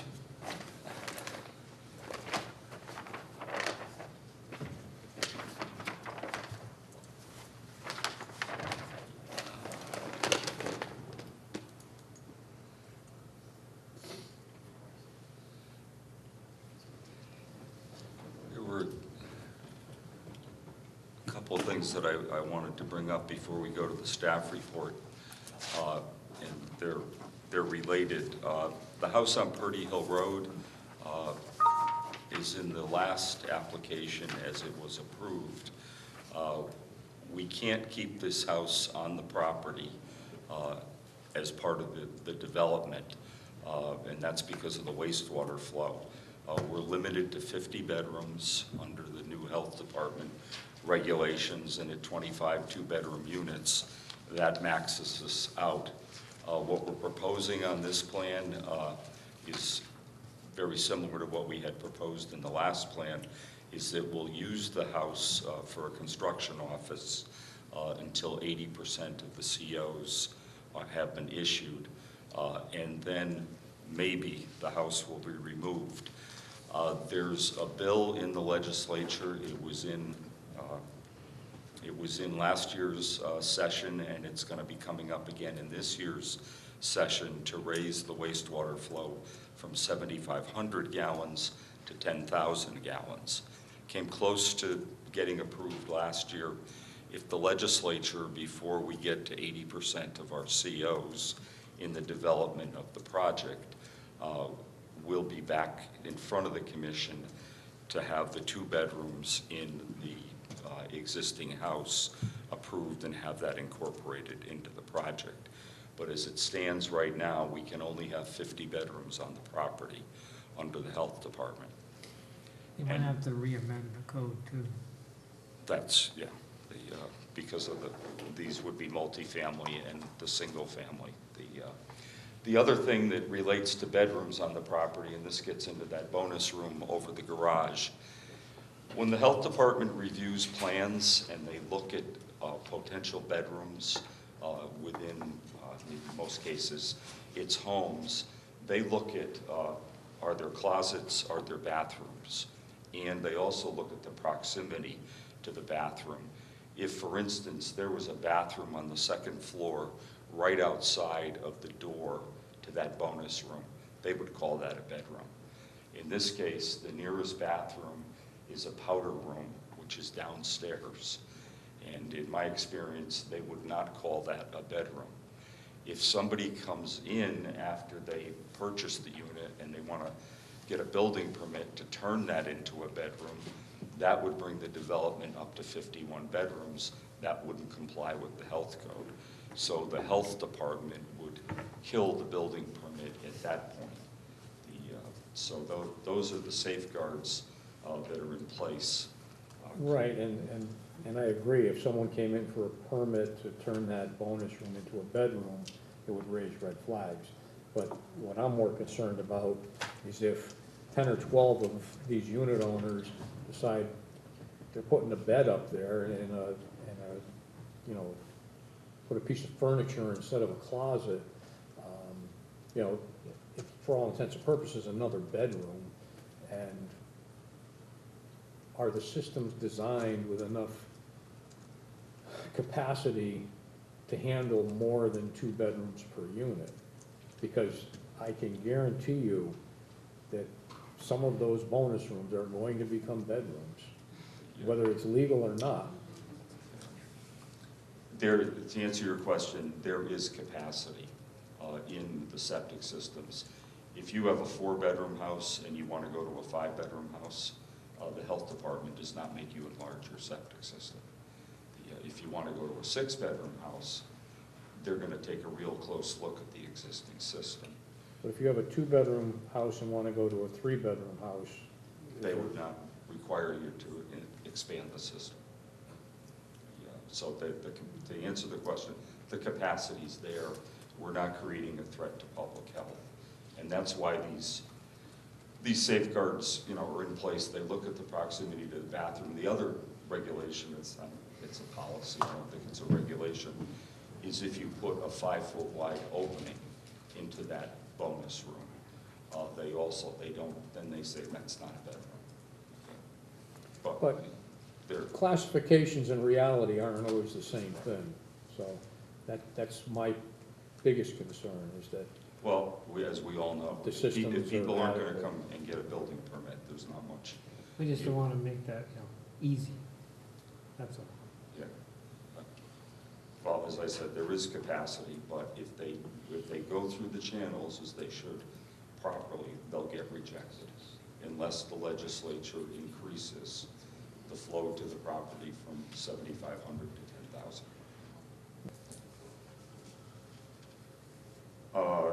Does the commission want to go through the staff comments at this point in time?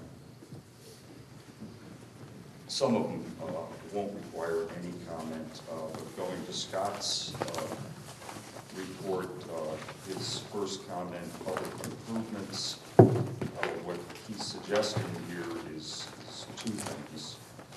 One is to widen the right-of-way. The property dedicated to the town of Monroe. Traditionally, that would be 50 feet. It currently is not 50 feet. There was land granted to the town as part of a subdivision process on the other side of Cutler's Farm Road. Over here, there's a subdivision. The road has been widened to 25, or the right-of-way has been widened from the center line 25 feet over here. We don't have any problem dedicating the right-of-way. If that's the commission's request, I don't think it's, if this were a subdivision, it would be the requirement. But Dave, if you do that, it's not going to affect you. If you did that, it's not going to affect your unit placement? It cuts, there's one little corner here on a deck that it would affect. You're going to shift the deck? Yeah, we'd have to shift that just a little bit. So you think you can accomplish that? Yeah. Okay, good. And it also, first question I asked, does it drop us below 10 acres? And it doesn't. Okay. Yeah, I didn't think of that. So the other, with regards to Scott's comment, the other thing is that he is suggesting is that the road be widened and the radius is coming into the development be widened, and that basically we rework Cutler's Farm Road in that area. Just from a very practical standpoint, Cutler's Farm Road is a rural road, and as we heard in the traffic report, it functions quite well. This is not going to overburden the road, and I have a letter that I will submit into the record again from Mike Delonte, the traffic engineer, and I'm just going to paraphrase some of his comments. The existing pavement is approximately 24 feet, is more than adequate to accommodate two-way traffic flow and future traffic volumes. Any widening of the road may increase speed and potentially have a negative impact on traffic flow and operational characteristics. More recent studies indicate that wider pavement and wider travel lanes result in higher speeds. The recent preference has been to have narrower pavement width, narrower lane widths, and the turning radius to the proposed site driveway are adequate to accommodate the turning movements for the subject property. He does say that the site distance could be adjusted by moving the intersection site distance back from 15 feet to 15 feet instead of 10 feet. That increases the site distance. But what he goes on to say is the provided intersection site distance is 500 feet, which provides an intersection site distance for a vehicle traveling at 45 miles an hour. If you're going 45 miles an hour on this section of Cutler's Farm Road, if you're coming from the south, you're approaching a stop sign, you should be slowing down. And if you're coming from the intersection of Purdy Hill and Cutler's Farm, 45 miles an hour, I tried it yesterday, you're really moving at that point. You know, I find that most roads, like Cutler's Farm in Monroe, 35 to 40 miles an hour is a comfortable speed. So we're not in favor of providing any road improvements to Cutler's Farm Road. It's our proposal. We can dedicate the right-of-way, but we don't agree with Scott on his proposal to increase that distance.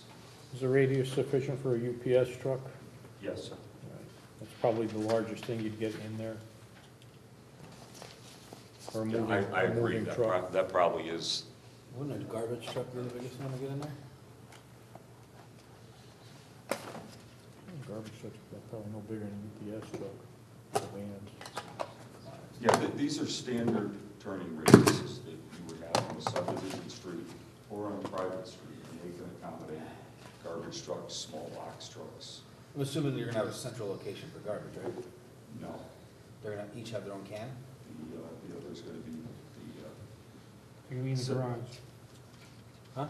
Yeah, they're gonna be in the garage. yeah, they're gonna be, this will be like any other single family.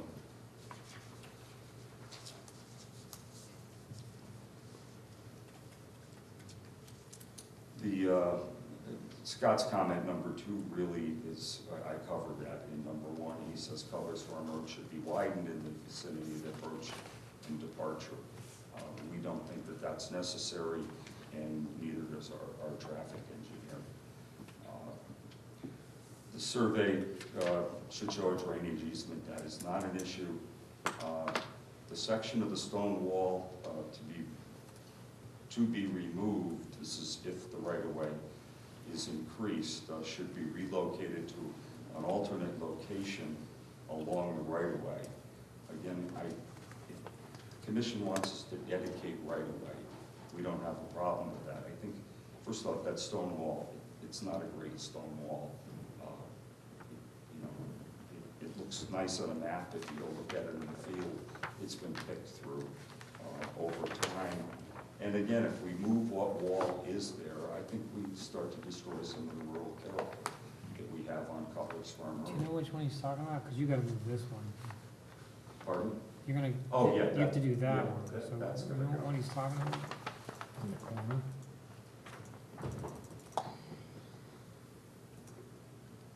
On Cutler's, he said? Yes. Was it just that little section?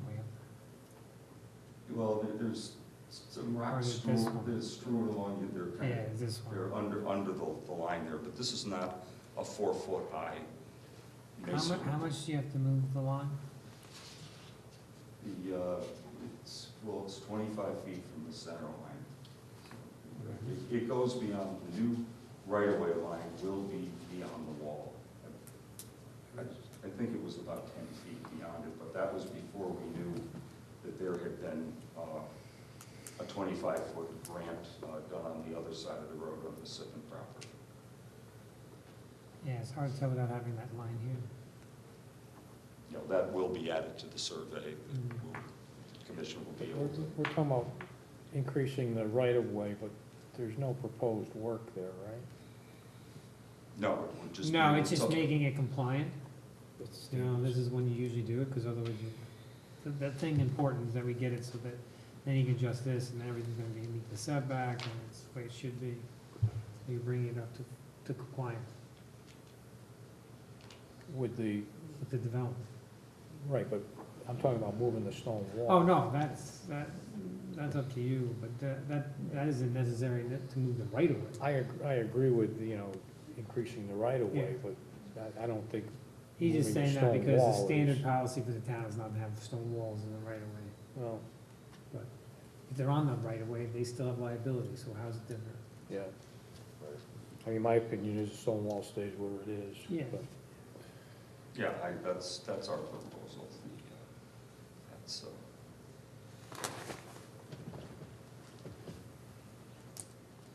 the fifth one, curbing along there.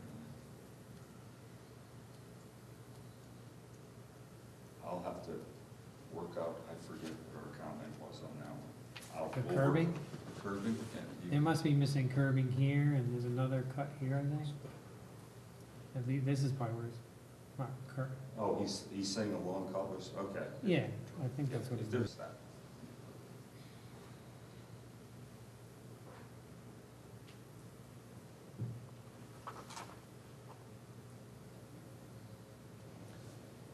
His next comment, traffic and safety, number one refers to what the section above. Number two, we had the same conversation with the 15-unit plan.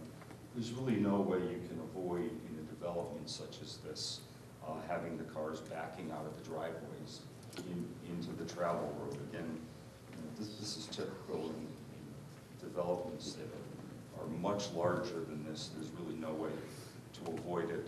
The commission didn't see it as an issue in the last development, and again, to provide some other configuration would add to an impervious area and would result in a different configuration of the development.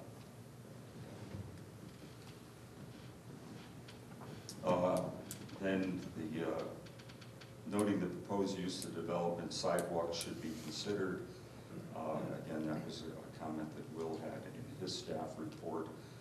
Again, in the previous development, we addressed this, we discussed it, and it was decided that it really wasn't necessary for a development of 15 units, and we don't think it's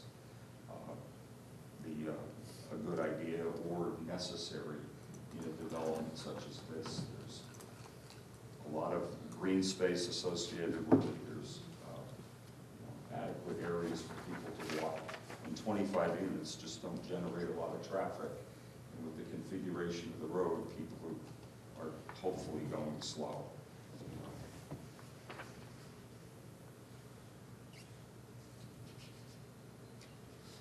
Yeah, the number 5 is if we move the entrance lighting closer, extended into the right-of-way, but not beyond, then we don't comply with the commission's regulations that we have no light spillover onto the adjacent property.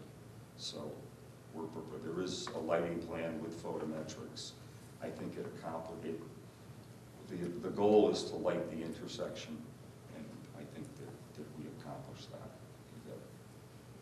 If you review the lighting plan, so we don't agree that extending that light in closer to the right-of-way is a good idea.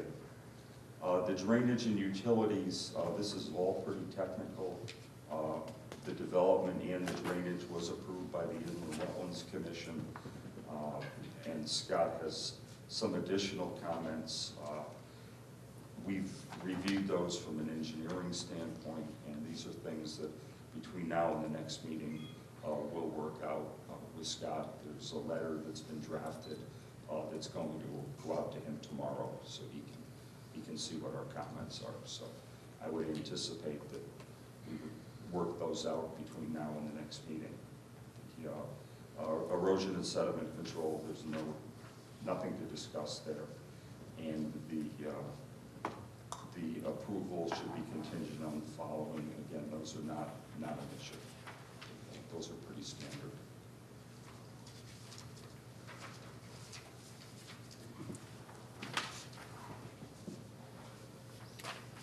Dave, you have those drainage easements, right? Pardon? You have the drainage easements, right? The drainage easements are recorded. Yeah, that's what I thought. Yeah, yeah, and a matter of fact, if you look on P1 and P2, the volume pages are noted. Yeah, no, I thought we did that. Yeah, no, these are the off-site drainage easements, they're recorded, they've been acquired and they're recorded, so that was tied up with the last. With regards to Will's comment,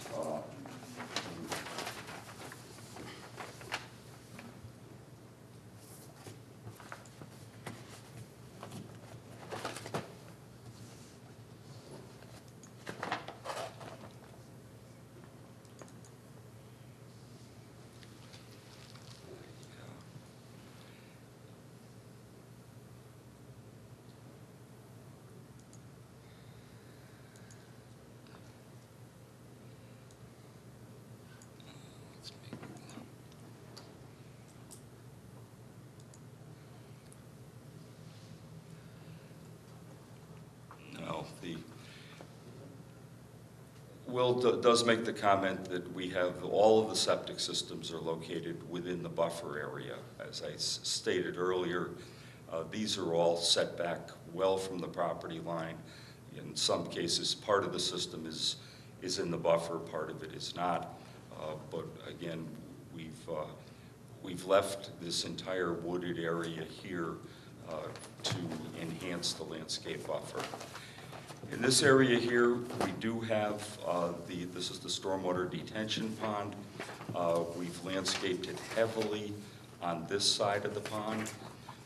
Again, a lot of this landscaping here is out of the buffer, but knowing that the pond is sitting in the buffer, we've landscaped on this side of it, and that landscaping continues around in this area here. The pond itself has landscape materials in the bottom of the pond that, as they mature, they will provide, further landscaping. Again, this corner is heavily landscaped, but as I said earlier, it's this 20-foot high buffer that Ken Twombly planted years ago of arborvitae that really, that's really what makes this truly a landscape buffer. If the intent of the buffer is to screen this from adjacent residential properties, it's already been accomplished. Is the pond a wet or a dry pond? Pardon? Is the detention basin It's designed dry. as a wet or dry? Dry. Sidewalks, it's the same issue as Scott brought up. That's something the commission has to discuss. I believe that Pat Rose answered the number 3, the development architecture. And the comment on, we did draft up condo documents, draft legal instruments the last time. We will modify those this time for this development. We have no issue with the existing comments on the existing condition survey or the recommendations on the site plan.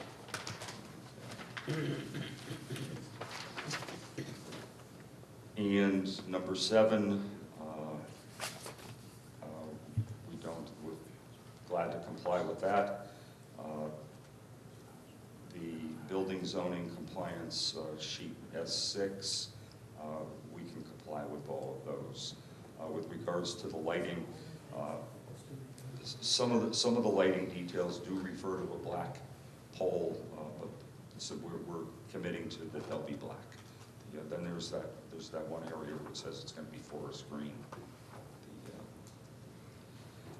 The additional screening around the generators, Ken Twombly has already given me a detail on that. That plan will be revised, and we'll get that back to the commission.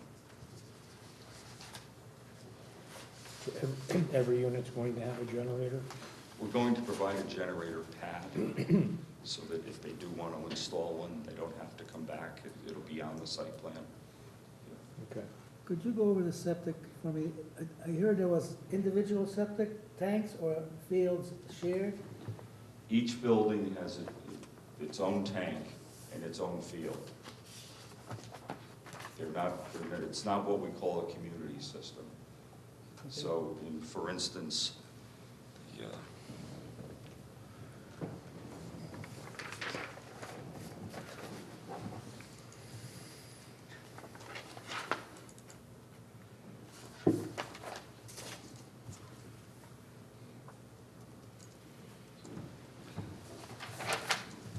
This, let's take this building here, goes, there's where the septic tank is located, and there's where its leaching field is. This building next door, the line comes out, septic tank is here, and that's its leaching field. So the leaching field are grouped, Pardon? they're grouped. They're not tied together, they're all independent. So that if something does go wrong, it's an issue with one building with either 3 or 4 units in it. It's not, if we have an issue, we're looking at all the units. So, And this has already been approved. no, this has to be approved by the state health department because it's over 2,000 gallons a day. But what makes you think that they're gonna improve it? Based upon 40-plus years' experience, the soils are adequate to support the systems, and I'm very confident that they'll approve this. Okay.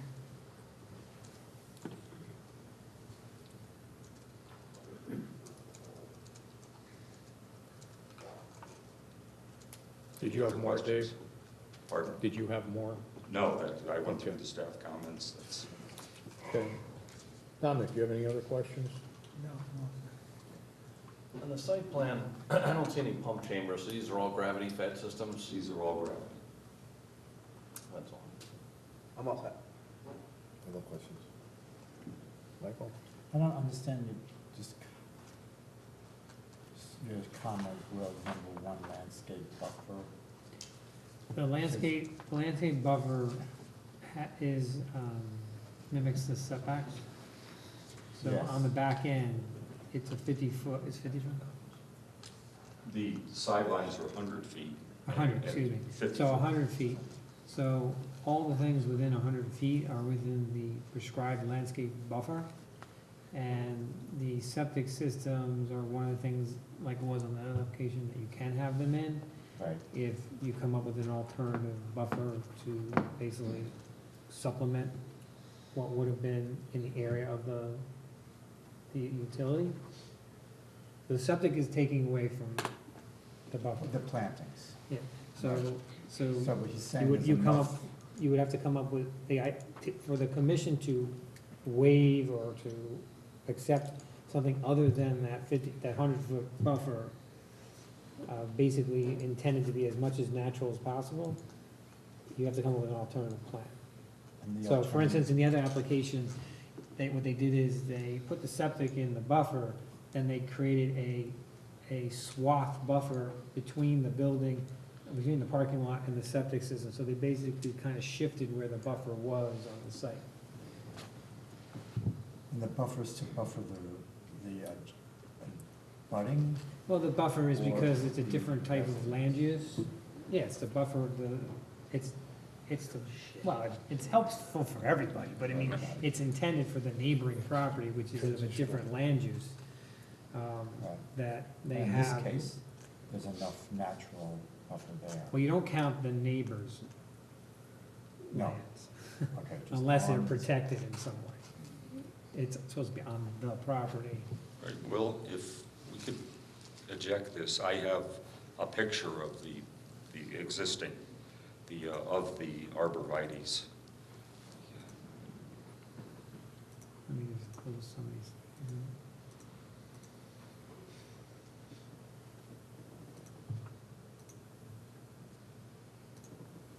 So the area above the field Go has to ahead. be, no Yeah. vegetation. Yes, you can't have trees growing.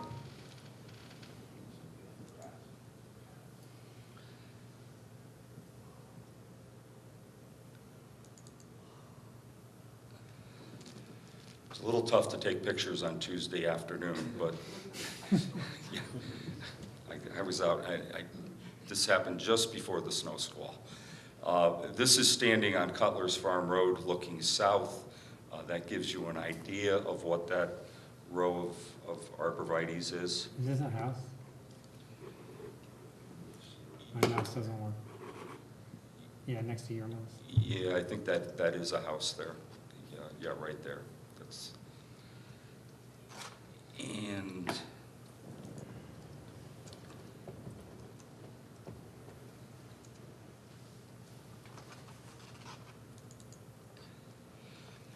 here's another picture. This would be probably about standing on where the road is proposed to be.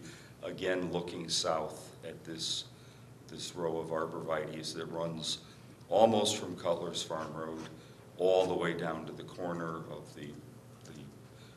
there's 3 homes along here. So in lieu of the fact that we have septic systems and a stormwater detention pond in this area, we are saying that this provides, this in addition to all the other landscaping that's shown on the landscape plan, provides a buffer that satisfies the intent of the regulations. But just for me to understand, that arborvitae is on other people's property? or- No, it's on our property. It's on your property, okay.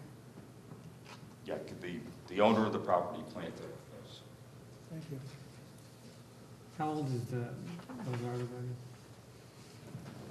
What was that? How old are the arborvitae? arborvitae's? 30 years.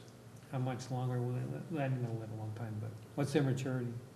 Well, there is, I mean, they grow for, I know of arborvitae's that have been around for 60, Yeah, they 70 live a years, long yeah. time. Yeah, a long time. Yeah. This is native arborvitae, which is native to this area, so it grows well. Okay, thank you. Again, not to beat a dead horse, the ARB report says that the units are 2 bedrooms with option of a 3rd above the attached 2-car garage. Now, I don't know what was proposed to the architectural I review didn't board, attend the ARB meeting. but the ARB is saying that there's an optional 3rd bedroom above the garage. I was at the ARB meeting, and we never spoke of a 3rd bedroom above the garage. It was a bonus room is what we called it. Okay, So that's an assumption being made, I assume. okay, so there was no representation of that being a No. 3rd bedroom? No. Okay. Other than that, they had no issues, but I just wanted clarification on that point. I have really no other questions at this point in time. You have the report from the health department where they're requesting additional information. I have not, our office has not seen a Yeah, report from the health you can department. have my copy. Okay, it's dated the 17th, maybe it's in the mail. Okay. We have a new sanitarian, and he's still catching on to what he has to do. Communications. And there's nothing here that is out of the ordinary. They want floor plans and existing wells abandoned. I don't think there are any wells there. I'm not sure. This is all, as I view this is standard building permit information. And the biggest one here is these plans are gonna have to go to the state health department. Right. For each individual building.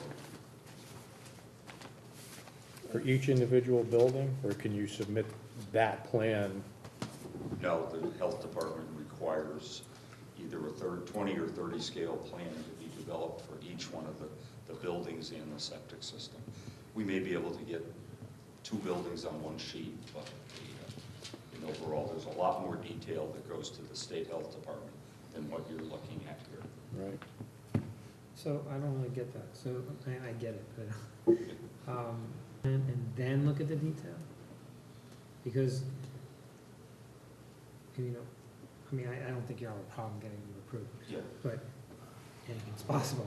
Yeah, well, Build being these one things, pro- and they have a problem for the last 4 buildings, and. Yeah, it's one property, so I don't know. Well, probably with the initial application up to the state, we'll give them the entire site plan. Yeah.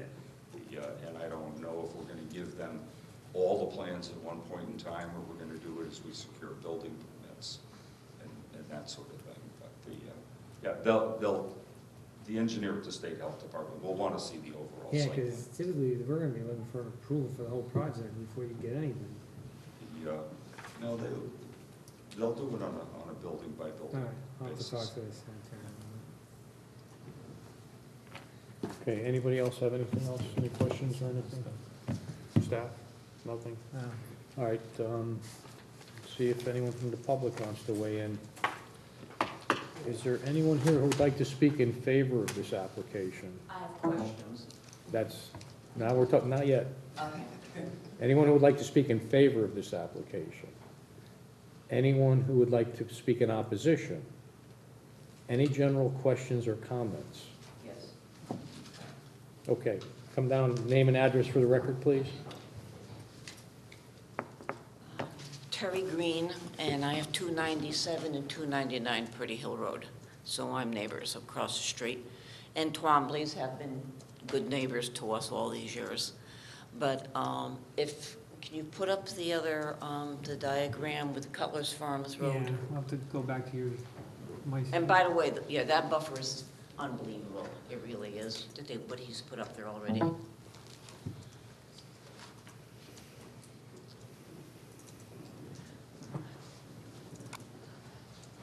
Okay, just general question again. This is 55 and over for Yes. age, correct? It's an age-restricted Age restricted. zone. What about adult children? The way the regulation reads, the primary homeowner has to be 55 or above, and there can be no one under 18 living in the unit for more than 3 months in a 12-month period. Okay, but older, so adult children. Any children over 18 Eight can be. can live there. Okay. Okay, can you bring that up a little bit more, please? Where you want me to focus? Cutler's Farms, right where the name Cutler's Farms is. Yeah, please. Okay, just a couple of things. There is traffic on that road at certain times of the day where bar all, areas, right, north, south, east, and west, and all the streets there.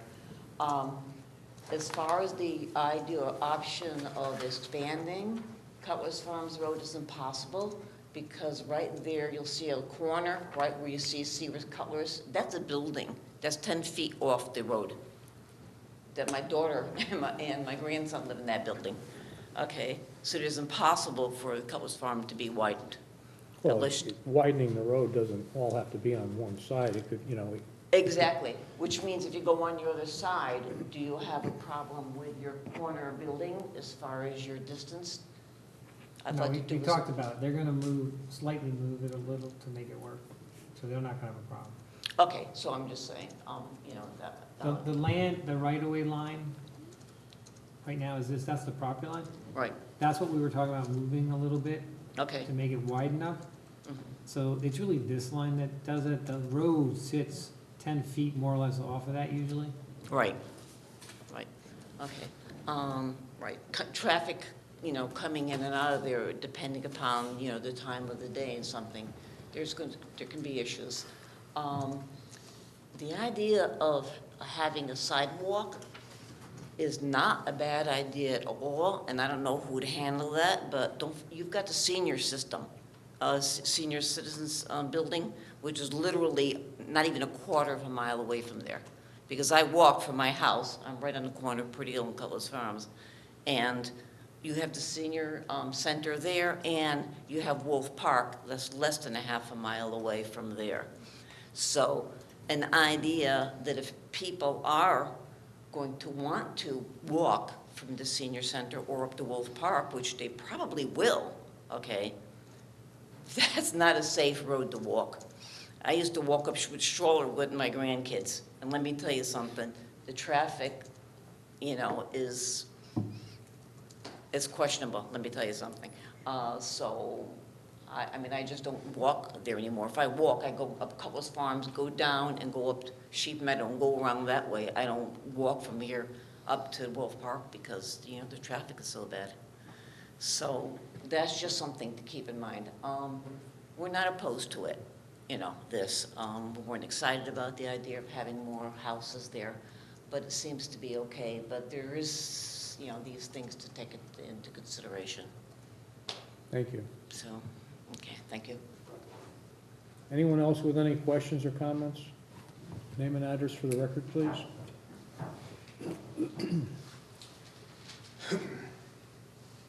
Bill Allen, I live on 263 Purdy Hill. It's just on the eastern side of the property. I was just wondering what the proposed plan is for the house that's there that you discussed earlier. There's really no definite, you know, plan on what they're going to do with it. Well, they did talk about that. No, I heard them, but there Well, was no... right now, the way the state regulation is written, they can only have 50 bedrooms on the site. So what they're proposing is 50, and that house would add 2 more bedrooms. So if the regulation does not change, by the time they're like 80% completed with this project, the house is gonna come down. And what goes in its place, nothing, or? Nothing. And then I see a lot of, you know, blockage. Is there going to be like a row of trees or You have to address the arborvitae's? Huh? This is existing woods now, right here? Correct? So that area where there's just woods there just stays? Sir, not being sir, disturbed. excuse me, address the commission, please, don't ask them questions. Okay. They'll I'm have an sorry. opportunity after you're done to answer any questions if they desire. According to this plan, unless they correct us, that's the tree line, Okay. so, and this is a wetland. So this is gonna relatively be just the way it is. So right now, because it's questionable as to whether or not the house will have to come down, there's no, you know, plan for what is going to be done. That would be something that they would have to come to the commission with a plan to tell us what they're proposing. But. Because I heard something about a construction building. Well, they're going to use that building as an office while they're building the project. Okay. Is there construction equipment going through that driveway or? No, Okay, that's just my question. no. Okay, Okay, so they're just going to use it as an office? right. Okay. My only question. All Thanks. right, thank you. Anyone else with any questions or comments? All right, back to you, Mr. Bjorklund. I have no additional comments. I guess the question in my mind is the commission's meeting on the 2nd. Correct. Is their next meeting.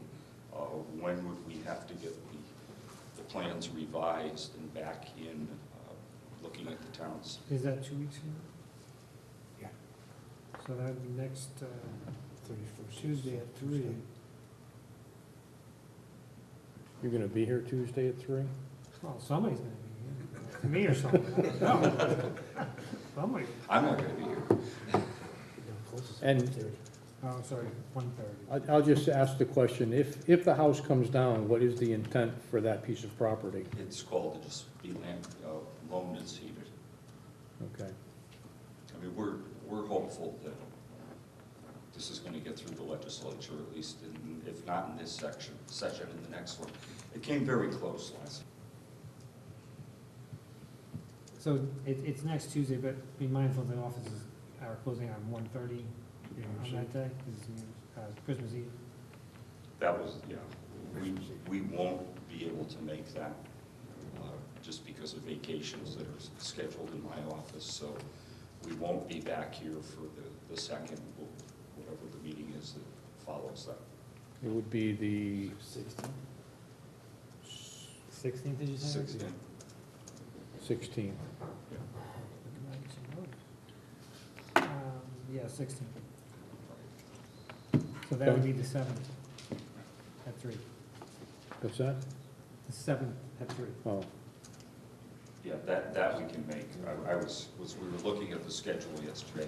I said, this is not gonna work for the meeting on Yeah, it's a 22nd. tough time of the year. Yeah, very difficult. We have to do everything tomorrow. Just as physically as There's possible. still a few hours left tonight. Yeah, I know, I could run back. If I knew AutoCAD, it would be really helpful. All right, is there anything else before we, No, sir. all right, so we'll continue this to the 16th. Yes. Thank you, everybody. Thank you. Merry Christmas. Merry Christmas, 9:45.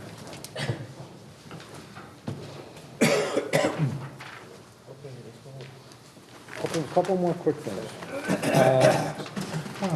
Number 11, site development plan and permit amendment modifications, we have none. Item 12, time extensions, none.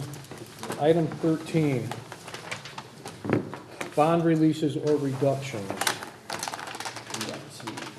First up is SUV 2014-02, file number 1254C, Deer Meadow Estates Road Maintenance Bond, $134,000 maintenance bond.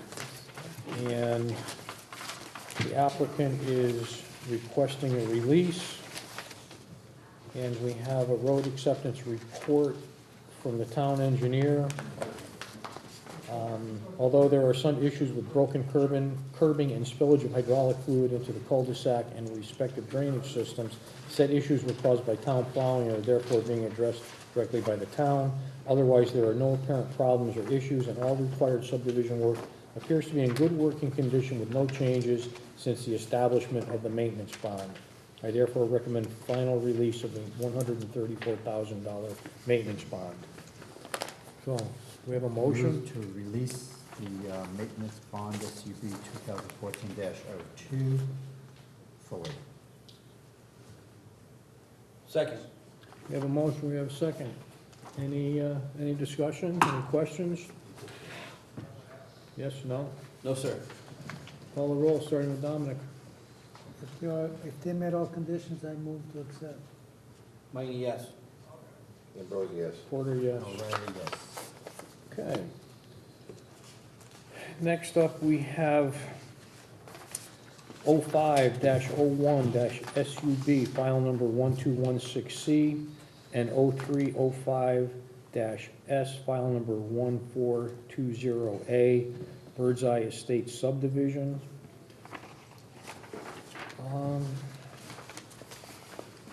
Okay, bond release report from the town engineer. We have a request for a final bond release and acceptance of road from E.G. Homes, the developer. He's here, by the way. Okay.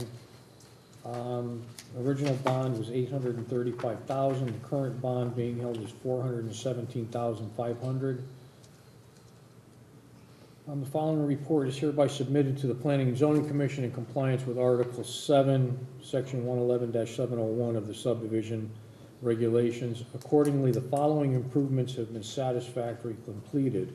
All roadway construction, subdivision infrastructure, including drainage installation, utility installation, complete subbase and base course installation, final course applications, and curbing. Street and subdivision landscaping, survey monuments and pins, wetland markers, and conservation easement markers, roadway monuments and corner pins on all lots respective to the subdivision right-of-way have been installed. However, pins and markers associated with the open space and other lots of this subdivision previously completed by a prior developer were not all installed. Accordingly, the Planning and Zoning Commission needs to determine if those items need to be addressed by this new developer, who apparently only acquired the portion of the subdivision respective to the Trailside and Birdseye Drive right-of-ways. Completion of remaining punch list items. Town engineer is recommending to reduce the bond from $417,500 by $417,500 to zero.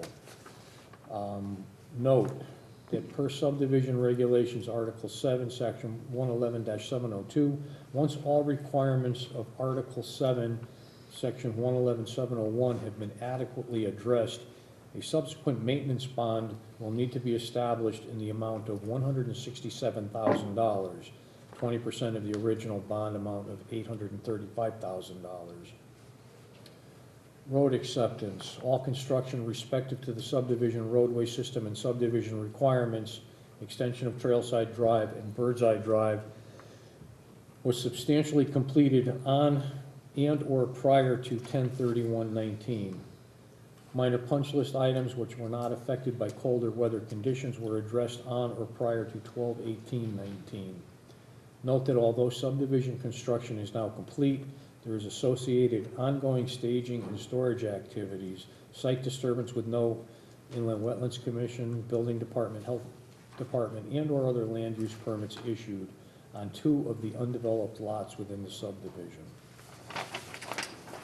All right, Will, could you elaborate on any of this? Especially Well, I the, didn't give you the punch list, so I don't know how to elaborate on that. well, he's recommending a full, Yeah, no, I full get that. release, but the maintenance bond is a separate bond that gets posted? Okay, so procedurally, if we're in a position, I put it up on the wall, procedurally, tonight, you're not actually, if you're going to release the bond, you're not actually releasing the bond tonight. You're setting in motion the process to release the bond, which includes a 30-day minimum public period, which has to be publicized in the newspaper twice. The applicant has to send out notices to the property owners within the subdivision that have bought houses, and he has to placard the street. There's a minimum period of time with that.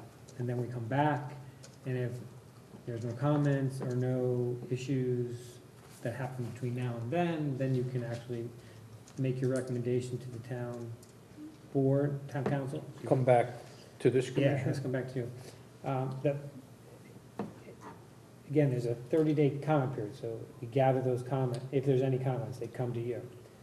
If there are some, you figure out what to do with them, if they have any validity. If there's none, there's none, and then you set in motion the next step, which is making is deeming it satisfactory complete and passing that on to the town council, because they have to accept the road formally, because it'll become a town road. And after that process, then it gets released, and a maintenance bond gets established. So the maintenance bond all happens during that Yeah, it all 30-day happens. period? Well, no, after the 30-day period, we come back and we find there's still no issues. Then you send it on to the town council with your report of satisfactory completion. Town council will then do whatever they do to accept the road. And that's taking in, not only agreeing, but taking in the deed for the ownership of the right-of-way. And we would establish, as part of that, the maintenance agreement would get established while we're releasing the other bond. Okay. So we did this with Deer Meadow, if you remember last year or 2 years ago. Vaguely, we don't do You it a don't- lot, though. Yeah, we don't do it a lot. So again, if you're of the mind that you're getting a recommendation that's complete, all we're really doing is setting in motion the publication part for the Okay. noticing. And I'll handle all that. All right, so the town engineer is recommending a full release of the bond, so reason to dispute that, I suggest we follow his recommendation. Let's do it. So this is what you would be authorizing, this first one. You would be authorizing the public advertisement of the bond release, and that I'll write the notice, I'll put it in the paper, it has to go in twice. The bond, also, that bond release notice gets sent to the people in the subdivision, that's something the developer would do. And there's a signposting that has to be done on the property as well, and that has to be a minimum of 30 days. So we can simply move to start the bond release process? Yeah, you'd be authorizing that public, you would authorize the public advertising of the bond release. That's exactly what you would be doing at this moment. Okay. All right, do we have a motion? All right, I move to start the process for the release of the 501 subdivision and 305S Birdseye Estate subdivision. Second. All right, any further discussion or No, questions? sir. All right, call the roll. I move to start the process in favor of release. Mayini, No, yes. we already have a motion. We just need a vote. Yea or Yes. nay? Okay. Yes. Mayini, yes. Ambrosi, yes. Porter, yes. O'Reilly, yes. Okay. Okay, thank you.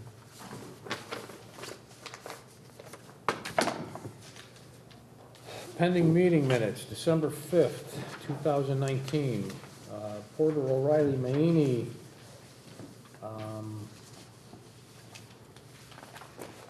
Rob, I'm not going to seat you for this. Dominic, you were here, so you're on this also. I move to accept the Planning and Zoning Commission meeting minutes of December the 5th, 2019 as drafted.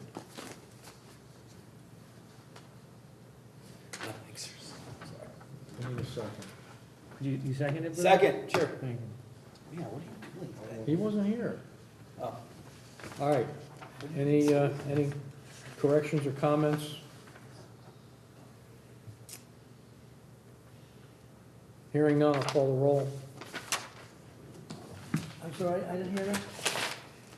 Time to vote. Time to vote on the meeting minutes. Yea or nay? I was here, but I wasn't seated. Can I vote on You're seated down. You're seated now. it? Okay, yes, yes. Okay. Mayini, yes. Porter, yes. O'Reilly, yes. And Leon, you abstain, right? Leon abstains. Pending application deliberations, we have nothing, right? That's correct. I always have to ask, because I sometimes forget. Regulation Review Amendment Work Session. Okay, as you heard, we have to do some work on preview signs. So shortly after the holidays, Are we not, they closed the mayor, we're not voting on it? No, it's Deliberating, Yeah. no. Oh, yeah, we can do that. Why, do you want to deliberate on it tonight? We can deliberate on it tonight. It's closed, huh? It's closed. I think I'll go to that. We're gonna do that. We're gonna go to the back, so. That's what we're gonna do. 5-minute recess. No cigarettes, just fast cigarettes.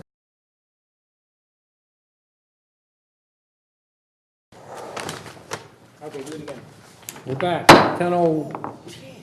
You look excited. Something burning in the minutes?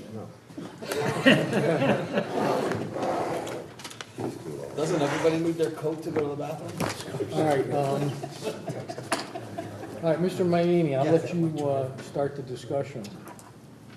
Panera Bread. I'm in favor. Panera Bread. I'm in favor. I like I like pretty much everything about it. I mean, I said that. You like how it fits in with the general overall plan of design that we're going for lately? I mean, do I think it's perfect? No, but I definitely think it's a lot better than the original plan they came up with. So I do think it's better, and I think it's a great asset to the town. I mean, it's not perfect, no, but it's definitely better than what it was. They've made a lot of concessions, I'll say, to. They put a pitched roof on the tall part of the building. That's the only concession they made. They changed other things too. They did the landscaping plan, which. That they really landscaping wanted plan to. is, to me, is a little much, but. That's Will's plan. It's not my plan, I have nothing to do with That it. is, No, Will That is did a the plan, nurse- they did the plan. that's. Yeah, well, we'll go revisit these things in 2 years. When all the A trees year. are dead. No, not when they're dead. You'll see it's not what you think it is. You know, a lot of little circles on a plan don't look the same when they're actually planted. But there were a lot of little circles. There were a lot of circles. There used to be a lot more circles in that property. I hear you. I hear you. But we saw a picture of CVS today, it looked like there was a forest in front of it. Yeah? Want to see that again? I mean, CVS is beautiful, don't get me wrong. There was a picture today that came up, it looked like there was a forest in front of it. Those Can are all you s- from Can you see? Google Maps. They're from Google Maps, I thought I could walk my cow over there and feed it real quick. Can you see CVS? Barely. That angled view. I think David had it.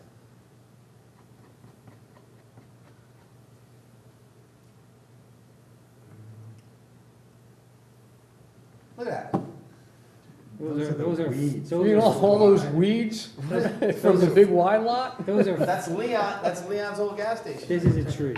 This is a 4-foot That is shrub. Leon's stake right there. Aren't those the weeds from? No, these are shrubs. They're just not, they're just at the end of, they're after the, well, you took it as now, so you're talking about now. That was Google, you took it as Google? Yeah, So it this was is, Google. this is after spring. So some of the flowers aren't there, and who knows, it looks wintry, but you sort of can see, yeah. I agree with you, Bruno. I like the fact that it, Make a like, as you change. come into town, it gets prettier and prettier and prettier as you come through town. Well, no, you're So confusing that means we Trumbull. intentionally build something ugly on the town And line? it's far from ugly, so we'll start there. It's not ugly. I think No. it's, You're I right, don't know. it's not ugly, but there are some features, like I said Here's in the the problem. public hearing. I- In the building that was approved for that site, there were some architectural features that have been lost. And I feel that it takes a lot away from. But go look back of to the building. diner. Go back to the diner. I think it looks better than that. And that got an A or B award. Who was voting? That's because of those components. I think it looks a lot better than that. Yeah. That to me looks like, I mean, I don't even know if I'd put my chickens in there. Well, that was also replacing something else, if you remember. I right? understand. So that was a, But I'm saying, that got approved, that won an award. With this Panera this Panera's gonna go on a plaque somewhere. I think it's gonna go into every architectural magazine known to man in What is- comparison to that thing. oh, it's I not. mean, listen, again, is it perfect? No. It's not, and it's not ugly. That Duchess, that probably won an award too. I don't know, I like it, I like having Panera in town, I like that I like the fact that it has a drive-through. I think we're gonna work through that signage issue. Signage issue is not an issue, that's something that we. that's said. something that, We'll we've take already care of that. committed to taking care I of that. understand, that'll get taken care of. I mean, I like it as is, and they're even willing to make the changes to make the majority of the board happy. That's much nicer than what you have there, but, She Oh, doesn't, that's this a- doesn't have the one with my things on it. Well, you have it in your package. but that's Sturbridge Village. That's just where I stand. No, I was coming with the 3 images. Well, it's not Sturbridge Village, but it's in Sturbridge, It's in Mass. Sturbridge, right. Yeah. I mean, it's probably a little more desirable to be in Sturbridge than Monroe. I mean, we need to get Hey, something hey, in that hey, hey, spot. hey, I mean, if that's, everybody wants to be here. It's gonna look better than Noble Gas. Dominic, what are your thoughts? I think Panera coming to town is an asset. I think Panera, I'm not here to redesign it, but they could tweak it a little bit on some of the items that we talked before about it. That siding, they could do a little bit better. And if they give us, like They're you not said, gonna tweak it though, because they just closed the hearing, they're not gonna tweak it. It's not getting changed. No, he said he was gonna change it. No, he's he's gonna siding, put the, he's not he said changing the siding. structure of the building. No. They're not No. adding That's anything siding. to it. He's gonna add, yeah. that's I think that, Just letting Dominic understand that they're not making any changes. They're not adding any roof lines, they're Well, not. they're not coming back to you. You have to decide either. They're going back to you. No, they're Here, going back, here, all right, here. it's based here- on what you want. Before we get any further into this deliberation, here are our options. We can approve the application as it stands at the time we close the application, which they agreed that they would change the vertical siding to horizontal. The color schemes would stay the same. That's the only change that they agreed to make. So we can approve the application with those changes as a condition. That's one option. Option number 2 is we can deny the application and say that it doesn't meet the standards that we have set forth in our regulations for aesthetics. Or number 3, we can approve the application and put conditions on it. That, we approve it, provided you do this, this, or this. So those are our options. But that's basically a denial, not really. No, it's not. 100%. They already told us they're not gonna do anything else. It's not a denial, it's an approval with conditions. So I'm just telling you, those are our options. I'm against that. I would approve it the way it is, with the changing of the siding. Rob, unfortunately, you can't weigh in on this conversation because you're not seated. Leon, what are your thoughts? I like to see other changes to it, but like Bruno said, they tried to go back at them, and I believe that they did. So, I mean, they made a few changes to it. They made one change. Well, I know, that's what I'm saying, with one change. Well, it's a better change than what it looked like. But I mean, I'm in agreement that I'd like to put something where the Panera Bread is to break that up. I can go either way. Go on to the next and see what he thinks. Michael, what are your thoughts? I agree with Bruno. I think they made a change. They put a peak roof. Looks better than it did before. I think we need to get something in there so they can develop the whole space. I think they're waiting for an anchor, and this is gonna be it. I hate to see us miss out on this just because we want, some tweaking. So I would approve it, As is? yes. Me too.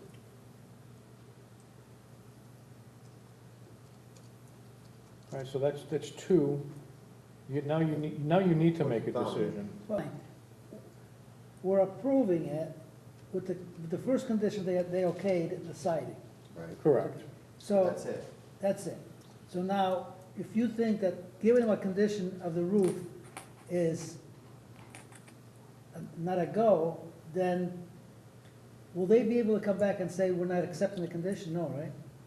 If we approved the application with conditions, like let's say we approved it, provided you put a mansard around the back portion of the building, they could say, well, we're not doing it. Okay, and then we could lose a project. Correct. So I would say what they've already given us, I'm in favor of approving along that line. That's all we got. As is. That's all. As is, the color scheme is okay. No, it's approving it as is.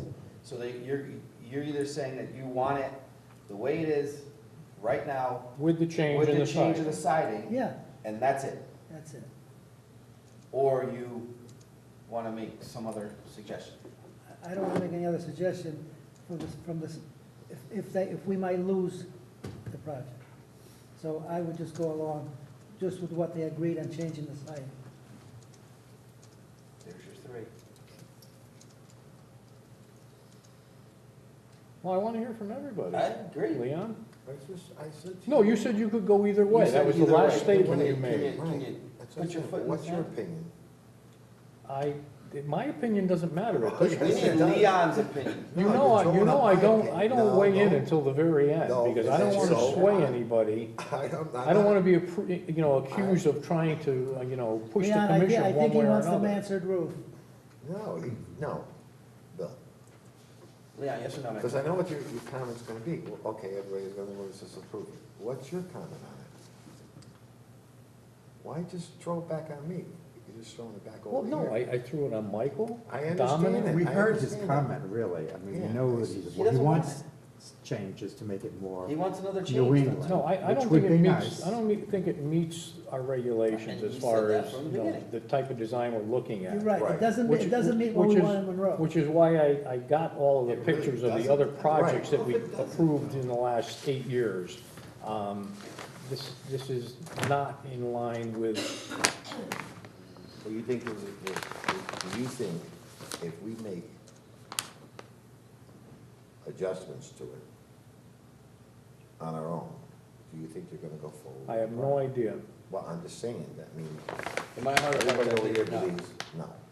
I have no idea. Well, 3 out of 5 of us believe, no, that's not gonna happen. What does the 4th out of 5 think? It I can go believe either probably- way. Can you pick one when we do come to the point where we're voting, You there's can't no, say- I could go either way, You vote. can't pick yes and no. Well, so Leon's a yes and a no, so you got 4 yeses and 2 nos. I don't know what you want me to say. All right, well, it looks like, the commission is leaning towards an approval letter with the condition that they change the vertical siding to horizontal. Okay. We have to take a vote on that, yeah? No. Not until we have the, Until we have the whole thing. until we have the Just letter. vote on the We gotta wait until next meeting. Can you draft a letter? Next meeting. Draft the what? Draft it up. So we'll continue with the deliberation at our next meeting. What are we waiting for? Let me ask one last question. If we have to send a letter for them to agree on the siding. No, they don't have to agree. No, No, they no. already What we agreed do to is that. when, we're not voting on this tonight, we're giving Will the directive to put together an approval letter, a letter from staff. And then we all get a copy of that letter, and that's what we vote on. Okay. That way, we know exactly what we're voting on. I mean, we could vote, and then Will could put together an approval letter saying, oh, you gotta add mansards. And, you know, it wouldn't be what we had voted on. Not that Will would do that, but. Would you do that, Will? No. He's on record. He's on record. We vote on the actual written approval letter. That's when we make our final vote. So we'll have that at our next meeting. Okay. Hopefully by, our And we'll next- continue and complete our deliberation and then vote. hopefully by next meeting, Leon will pick the side. So the next meeting is January 2nd. Are all 5 of you gonna come? That's gonna be important. I'm definitely here, 100%. You're here? Yeah, I'm good. Yeah, we- Okay, I'm here. Dominic, you're gonna be here Yes. January 2nd? Yes. Okay. Everyone's here. All right, Not February the 20th. Yeah, we're gonna have a new leader on February the 20th for one. no, I'm not gonna be here. He's not gonna be here. We might change the date of that meeting. We'll determine that at our next meeting. All right, so we're going to have a regulation subcommittee meeting I'm ready. early in January. 6?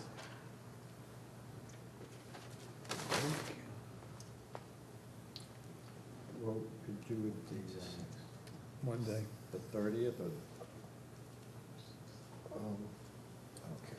Whatever you want. I don't know, you wanna do it the 30th? Monday. No, 30th of what? December.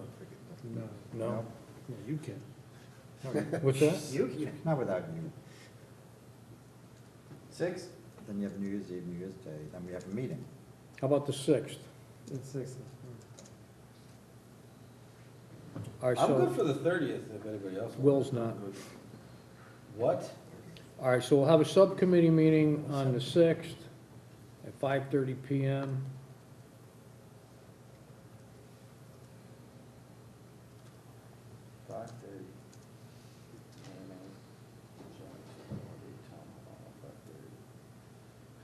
And at that meeting, we'll discuss the pre-menu board and Stevenson lumber. You know, there's an extra week in January, right? Yes. We could alter both. I'm just thinking of the other meeting for February. If you want, we could have the meeting January 30th Instead of, and February 13th, if you want, or- and we'll pick up the extra week in February instead of January.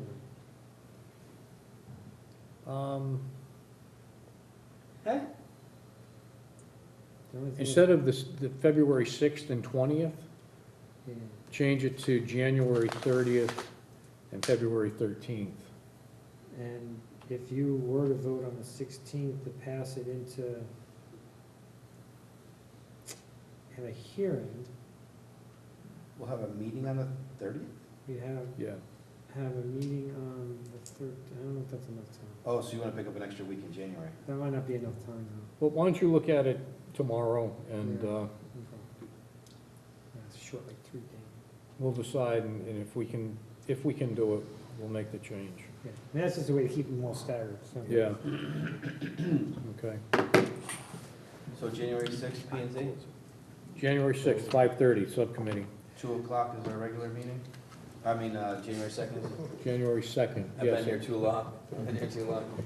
All right, Chairman's report, just, the POCD, as you know, we had the kickoff meeting, and we'll be getting some information from the consultant with some upcoming meeting dates. They won't be until after the holidays.